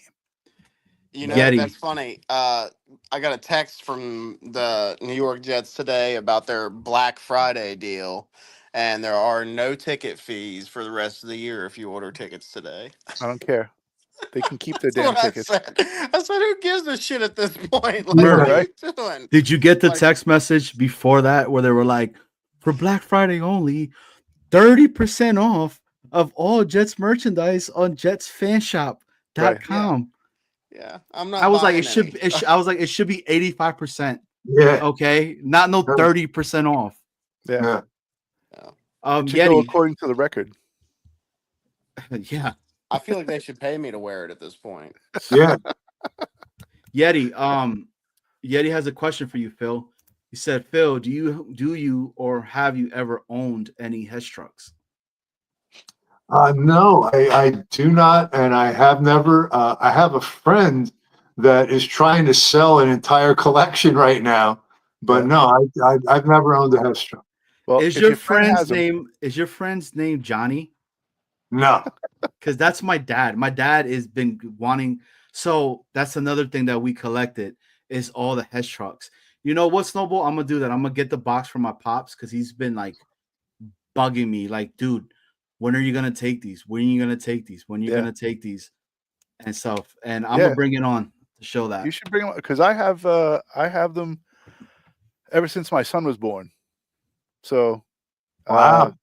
So I have them. I have them going back to like 2003. So yeah, Murph went into the darkness retreat. 21 years of. Yeah, he'll be back. Sorry, He's back. I was There he is. answering texts. Yeah, but I have him for 21 years. My brothers work for Hess. I work for Hess. My dad worked for Hess. Oh, you know, I already told you. Yeah. Yeah, but I was at the gas station on Merrick Road in Massapequa, and I used to work right next to the Honda City. the Corner Galley restaurant, and I used to work the overnight shift, and I would watch the cop would sit in there was a cop who would sit in the laundromat parking lot with his lights off, and he would wait for people to stumble out of the Corner Galley and get into their cars, and as soon as he heard the ignition go on, he'd swoop right in. He'd be like, "All right, get out of the car," and they'd sit there and do the breathalyzer test and everything. There was a cast of characters that used to walk around after midnight by the gas station when I used to work. That there. was one of the gas stations that my dad ran. Was it?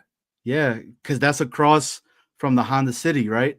That ended up being later like Honda City later No, on. there's no Honda City. No, there's no Honda City there. But I had a guy who was. Your father was never in the reserves, was he? No. No. Oh, okay. Because I had a guy who was in the reserves who ran the station. Yeah, he his was on because he had two. He had the one that's like right over there by where in Wantagh, off of like Oh, the okay, I know Wantagh what that Avenue one is. and all that. Yeah, one. I know that one. And then if you keep going down, there's another one that's right there. Yeah.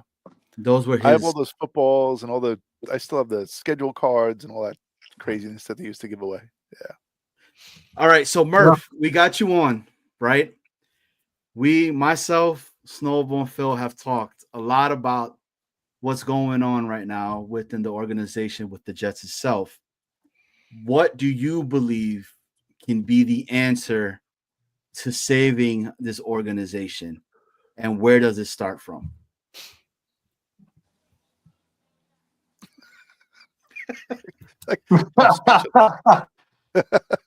I mean, that's shit if I know at this point. Haven't they tried everything? There's like two answers left. We're either killing Woody or we're killing fucking. Well, you already burned him earlier, but you know, Joe Namath. I don't know what else we can do. I know one thing. Listen, like out of all the past coaches and even coaches throughout history, think about it. How many like offensive minded coaches have we ever had? The only one I can think of Adam Gase is Adam Gase, and that doesn't fucking count because that's just what are we doing? But Actually, there's one guy that everybody forgets was Joe Walton. Walton, yeah. Joe Walton so was I a think it's big literally Was like two. There Coslet a might be defensive three. guy? Coslet? Coslet. So. Yeah, he was an offensive coordinator from Cincinnati, Right, but he yeah. did not run what you would call a great offense. No. Joe Walton was the architect of that Jets mid-'80s Ken O'Brien offense. That was a high-powered offense. Boy, those guys put up points. Yeah. It's unfortunate what happened to him at the end. Yeah. Yep. Well, Joe must go. Joe must go. That's right. Yep. In this day and age, in this league, like you have to score points, man. Yeah. Like you can get away with a mediocre defense as long as you can put the points up. I mean, look at the Lions. Like sometimes their defense is solid, but you know, sometimes they have to put up 50 points, but they do. So it doesn't matter. Like Yep. and then And it's a whole lot more fun to lose 45-38 than it is, to put up 6 points. Exactly. 17-3. Yeah, exactly. Where you just look like you have no pulse all game. It's demoralizing. Right. Yeah. But yeah, so we got to go that route, man. I get everybody wants to have the leader and stuff, and it seems like a lot of the defensive coaches are like the ones that you feel like are like strong leaders and stuff like that. Like everybody thinks of offensive coaches as like very like finesse guys that just like, they have their backwards hat on and their call sheet and their the West Coast guy, whatever. I don't care. Like the leadership will, if you draft the right guys, which I think Douglas was on to something with the way he was drafting and stuff like that, but everything just kind of bottomed out after so much losing. Like every cultures can only last so long and stay solid. After so much losing, it's just not going to happen. But uh, the like the team will lead itself, like in a sense. Like, yeah, you have to be there and you have to make the right decisions and things like that. But like if you're building a good scheme and you're out there and you're scoring points every week and you're competitive, like all that culture and that leadership stuff will follow. Like I Winning don't see cures that. everything. Yeah, it's that simple, man. And you don't win unless you score. So that's what I'm saying. Like True. we got to get. I mean, obviously Ben Johnson would be the pipe dream. The guy I have my eye on a lot is Stefanski. I don't know if the Browns are going to deal with him for another year after, I mean, which I think it would be stupid for them to let him go, but it's possible. Obviously, they've made a lot of stupid ass decisions in their in their lifespan. They might be the only fan or organization out there that's a bigger joke than us, but um, if they let go of Stefanski, that's the guy I would like. Hmm. I just Yeah. got a notification. For $107, you can get a Zach Wilson autographed helmet. Oh my God. Holy shit. They're going to pay you $170. Is that what? Yeah. Yes, Okay. yes. If you want to pay me To, 100. to Gunny's point and to yours, Murph, I mean, I agree with you. Yes, Ben Johnson is the one, the offensive minded guy, and I completely agree with you guys. I just, for myself, and what I keep saying is, you have to have a certain personality, I think, to be in the market of New York. And I think I'm speaking for myself now, right? If I'm in the position of Ben Johnson and I'm like, okay, I'm gonna go into New York right now where they're talking about Woody Johnson is this and all, and it's gonna be my first time head coaching thing, or I could possibly go to Jacksonville, see what I have with Trevor Lawrence, and kind of go from there. Or the Chicago position right now looks a little bit enticing too, with Caleb Williams and the guys and players that they got over there with Roma Dunze, et cetera, et cetera. But then money talks at the same time, because what if Woody's like, hey, when the GM's like, bro, we're gonna pay you, I don't know, something stupid amount a year, and he comes over here. I would love it. What I'm trying to say is, I would love it. I don't want to get my hopes up with Ben Johnson. You know what A I lot of mean? a lot of guys want to bring in their own guy though. Like Trevor Lawrence, that's not appealing. Even though like you could potentially go over there and maybe untap some potential and stuff like that. And nobody here is denying his talent. Like he's a very talented dude. Um, but he's had what 4 years in the league and he's been mediocre at best. Like at some point, like you look at him as damaged goods, right? Like, True. well, he's already had other people's like two different coaches' fingerprints all over him, and they've taught him the wrong ways. I'm gonna have to break a bunch of bad habits, blah blah blah. You know, so Lawrence wouldn't be the one I think that he would go to. Now the Caleb Williams, I guess that would be tempting, but I don't know. We'll see. Like I said, I'm intrigued by Stefanski just because he's got the experience as a head coach and he's been to the playoffs. He's won playoff games. He's had big personalities, and he's dealt with them, Yep. in a reasonable manner. He's dealt with Odell Beckham. He's dealt with Baker Mayfield. The Deshaun Watson situation It's is yeah, but huge. yeah, That's yeah, exactly. huge. And that's the thing too. That's why I think the Browns are dumb because like they're the ones that forced that on them. I'm sure. Like that's the Oh, GM's yeah. decision to get rid of Baker and bring in Deshaun Watson and pay him that huge deal. That is on the GM and the front office. That's not on Stefanski. He has to work with what he's given. Yeah. Hey, And thanks for bringing that up. It reminds me that there is a team that might be worse than the Jets. mm-hmm. They have been. Yep. Yeah. But they've been to the playoffs. Yeah, True. well, that's the thing. Yeah, they start to have some success and get out of the bottom dwelling, where they were, and then they make a stupid ass move like that, get rid of Baker, bring in Deshaun, and they're garbage again. And he even still got them like last year, got them to the playoffs and stuff with like three different backup quarterbacks. So that's the guy I got my eye on. He's got the experience. He's got connections all around the league. I think that he could bring in a good coaching staff and do a good job. But I don't know. We'll see. I wouldn't hate that. I wouldn't either. I would be all for that. What, he's won coach of the year twice as well, right? Yeah, I mean, that's yeah. They would be stupid to get rid of him and all that. I still have feelings for Rex Vrabel and Ryan. Flores. I mean, I Vrabel like and- Flores. I like Flores a lot. I do like Flores. I'm so over the defensive guys at this point. I wanted Yeah. Flores like a couple years ago. Like, you know, I I just thought think the he's- Dolphins were done when they got rid of him. 100%. I think he's a I just think he's like a man. Like Yeah, he's he's a no nonsense. Dude, like he's just scary gonna looking. he's gonna be like a He's scary looking. he's gonna be like a Tomlin, you know? Let me ask you guys this real quick because he Well, brought hey, it I up. gotta hop off. I gotta put the kid to bed. All right. Sorry Right. about the abrupt get off. He's But... better. That's Hey, okay. family Irish first, accent. brother. Always appreciate you, man. All right. Hey, we'll see you Sunday. Yep. See you then. Right. Sunday. Have a good night. Good night. I did want to say something.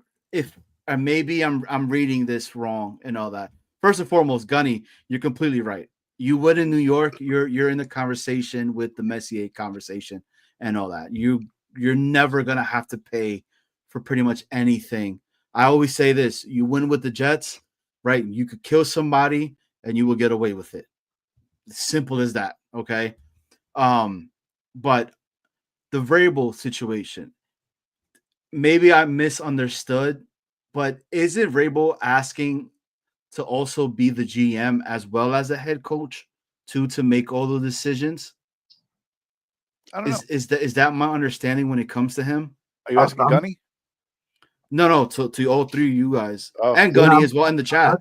Honestly, I don't know, but that would be the only type of guy that I could see that, a guy who has that kind of cachet, if Yeah. that's what he wanted, if he's the guy I ultimately want, then yeah, I'm going to give him whatever he wants. A Pete Carroll, a John Gruden. I guess you could put Vrabel in that category as well.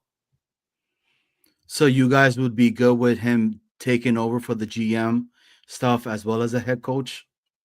I'm not sure if I would be, but let's put it this way: if the guy they decide they want is Vrabel and that's what he wants, then yeah. Okay.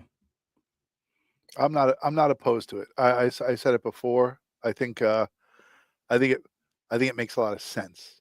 I think it makes sense to. We're in the same boat. I agree. Yeah, it makes sense that the person who's being the head coach of the team is in charge of picking up. What Parcells said, right? If you want me to cook, I got to pick out my own groceries, right? Whatever he said. It's the truth. It doesn't. I never understood. You're still going to have a general manager, but he's going to have final say over everything. Yes. Yeah. Yeah. Yeah. But I like the fact that the head coach is involved in like picking the players. Yeah, I do think you have to make a decision whether it's the general manager who has final say or the head coach, and I think that depends on the head coach. Yeah. Hey, at least at this point, if that's the case and that occurs, the press conferences will at least have the GM actually at a press conference and talk a little bit about stuff too, right? Yeah, that would be nice. That's a question for me. And then he could like change hats. Be like, yeah. All right. Well, now I'm the GM. Okay. And you want to speak to the head coach? Hold on a second.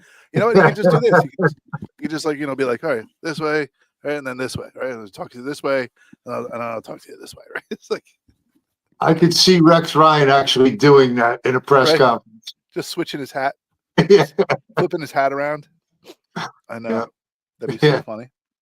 Yeah, I mean, it's a possibility. And you know what popped in my head the other day because of everything was going on if we don't make the playoffs and all that. We would be on board again to do Hard Knocks next year. Oh, because we would have a new head coach and GM and all that crap. Absolutely. Would you guys want that again? Not particularly. Yeah, with Rex. I don't know. I think it's a distraction. I really do. I would rather do the in-season one that they have out there, not the like to get me all hyped up in regards of like to the preseason and going into the new season and all that. Like they're getting ready to do the AFC North. Yeah. right? Which is kind of pretty cool that they're doing that, So, but I don't No, know. yeah, I'm not in favor of. Listen, just play football, just coach, and just go out and play games. It's Yeah, I think it's a distraction. I don't like the sideshow stuff. I want them to be serious about the fucking football, and that's it. True, Yeah. true. Yep. That's why Ah, Pittsburgh has never been on Pittsburgh's never been on Hard Knocks, right? nope. But I No. think this is the season they're going to be in the They'll be in the running for it. in the in season one. Okay. Mike Tomlin's gonna be like, hell no, get the hell out of here. Take your damn cameras and get the hell out of here. He's not This gonna is stand. that's crazy. Seth Ryan was born in '94, and he's already an assistant wide receivers coach for the Lions. Yeah, well, nepotism runs deep, Johnny. True. I mean, it's like the same thing. If you're an actor, your kids get acting parts. If you're in sports, your kids get opportunities. Look at fucking Bronny James, for Christ's sake. I know that's nuts, man. Yeah. Nepotism. And just like people in Congress, right? They all, they all have parents that were in Congress. And lawyers have lawyers, and doctors have doctors. It's just the way of the world. Yeah. Money flows to the ocean, Right. or water flows to the ocean, right? Yeah. Water flows to the ocean. They always say. So then, at this point, would you say be like water? Be water, yes. Be water, my friend. Be water. That's Be good. like water. Be like water. Yes. Be like water. That's such a dope thing that when Bruce Lee did that, man. That's, anyways. Right. Well, Water Gunny, goes in the teacup. Gunny, if you're still in the in the chat, did you see us lift the curse? Did you see Yeah. us actually stop the curse from going on any more or moving forward into the future? Because that could be this starts the 6-0 run, baby, and then the teams that need to lose are going to lose, and Jets and are we're going to be in the playoffs. squeeze in, Jets going to squeeze in. and then Everything's going to roll our way. is going to be the head coach next year. We're rolling all the way. Do you want to take that? Do you want that to take us out? Are we done with that? Yeah, I mean, I'm. Yeah. Why don't we be like water? Yeah. Let's be like water. Be like water. All right. I think that video will take us out, and we'll be done. Mhm. I'll fast forward through the beginning part of it. Sounds good. All right. Here you go, Gunny. You're about to see it. Yeah. Blitz, you're about to see it too, bro. I think he saw it. Who, Gunny? I think he said he saw it. Isn't it? No. Yes. No, he said. Right. Should I fast forward to this part of it Yep. to just get through the? Oh wow, look at that. Look at that guy talking. All There right. it is. Here we go. That's my favorite part, dude. Yeah. The beginning. All right. Let's do this. From becoming Super Bowl champions once again. So Just let me win one Super Bowl. In exchange. let's pause this Come on. because I'm trying to get things ready. But I will present this video to you. And this is what we like to call lifting the curse, or the nameth burning. So enjoy, and I will be back after it's done. Here we go. Just let me win one Super Bowl. In exchange for eternal damnation of your soul? You did it for Namath. Yeah, but Joe was coming here anyway. You're a good devil, Dad. And I also happen to be a Jets fan. I get up to the podium and a guy in the back of the room yells out, "Hey, Namath, we're going to kick your, you know what?"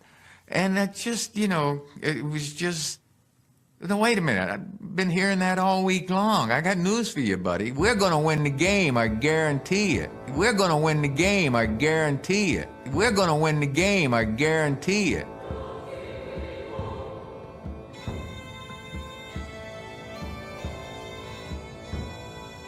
It's so stupid. It's just so awesome. Like, it is the best thing I've seen, man. The best part of this was my wife looking out the back window. She goes, "What are you doing?" like quiet.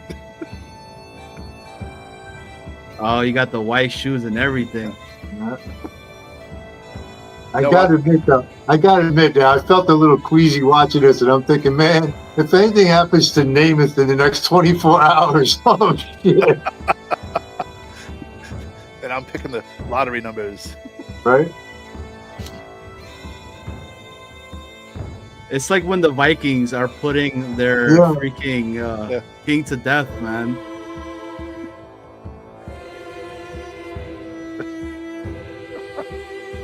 This is amazing. It is. Hopefully it works.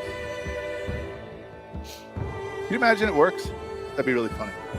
All I know is we got to make sure we put this up and it goes viral, Snowball. Yeah, we'll put it on the channel. And It is incredible how good you got this, man. It really is. what about what? Just how good you got it. Like you could still see him in there in the flames and all. It's Right. like right out of a horror movie. I had to find royalty-free music to put in it. Yeah, Jay, it's happening, bro.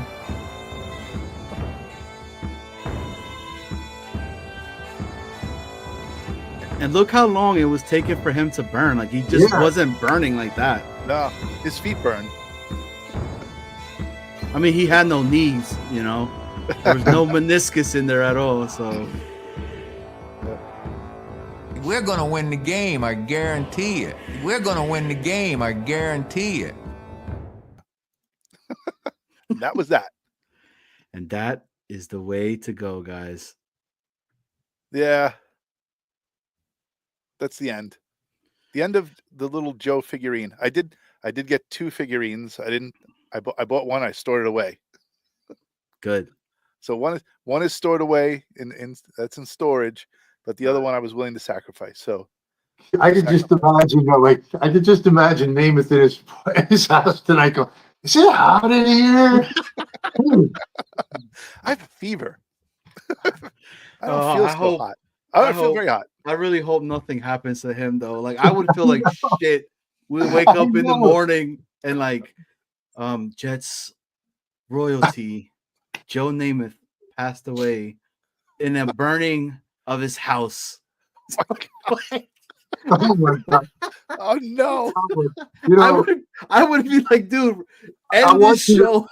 I want you to delete this film if anything happens to Namath. Please, like, erase it from anything. Everybody that's in the chat, everybody that's here, like, we're taking an oath that this never happened. Never happened. This I feel never like a knock at the door, like, "Hello, yeah, we need to ask you some questions."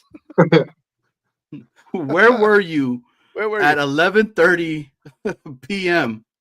on November 29th? Exactly. Oh my God. We Mr. Namath's family would like to speak with you, please. I'd be like, hey, can I get one No, of his man. footballs? I had a lot of different ideas for that. I mean, it was going to get very dark, but I kept it Viking You funeral. stayed classy, San Diego. I kept it Viking funeral, so that was okay. Well, All right. everybody, this Sunday, Jets Worldwide at 10:30, we are having Terrence Hill versus the champ, Mr. Neal. Is Terrence going to take over the crown, the throne? It is very unknown. This is going to be a good battle. We Gotta shall write some see. questions. I'm making an early prediction. I think Terrence is going to win. I think Terrence wins this week. The Jets will win and Terrence will win. Let's go.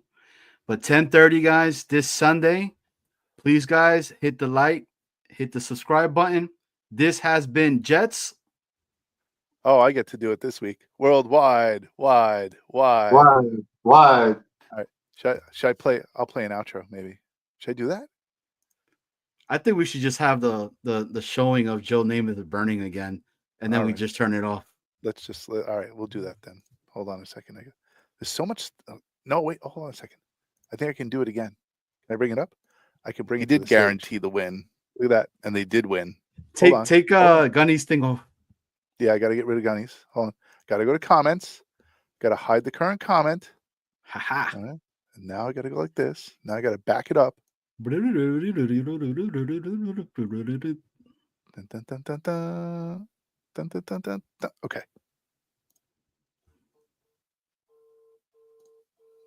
Go. In exchange for eternal damnation of your soul? You did it for Namath. Yeah, but Joe was coming here anyways. You're a good devil, Dad. And I also happen to be a Jets fan. I get up to the podium and a guy in the back of the room yells out, "Hey, Namath, we're going to kick your, you know what?"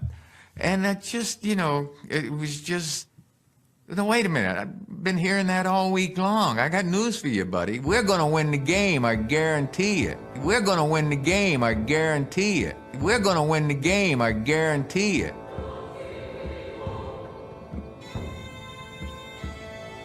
Those cute little cleats. Super Bowl III. The 50th anniversary. Mm-hmm. Do you see the cut in his hand when he did the oath, the blood oath? That's His it. soul. Saw the blood. You look at his hair, it's stylized and it has two little horns on the outsides. It does. See that? There it is. horns. See it? Right there, the Got horns. horns, they're right I see there. 'em. That's when the Raven landed.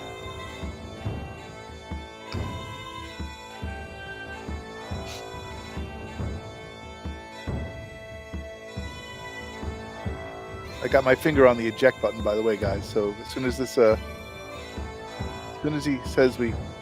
I guarantee it, took 2 more times, we're out. I have to tell you something. I did not coordinate the singing part of this. So every time when I put them in the flames, they just started singing. Like I didn't time that up or anything. Lucky accident. It was a lucky accident. Yeah, because they're saying a seance as No, they're look, talking. like when I put him in the flames, I'm dead serious. There's no words. There have been no words yet. As soon as I put him in the flames, they started to sing, and I did not time that at all.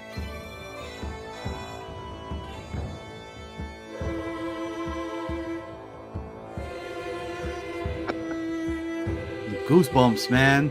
Right? Holy crap. I didn't time that or anything. And the flames, like the video ended and the song ended at the same time. Like I did not do any of this timing at all. Did you It see means how the flames started getting, like, it became more red and everything? Yeah.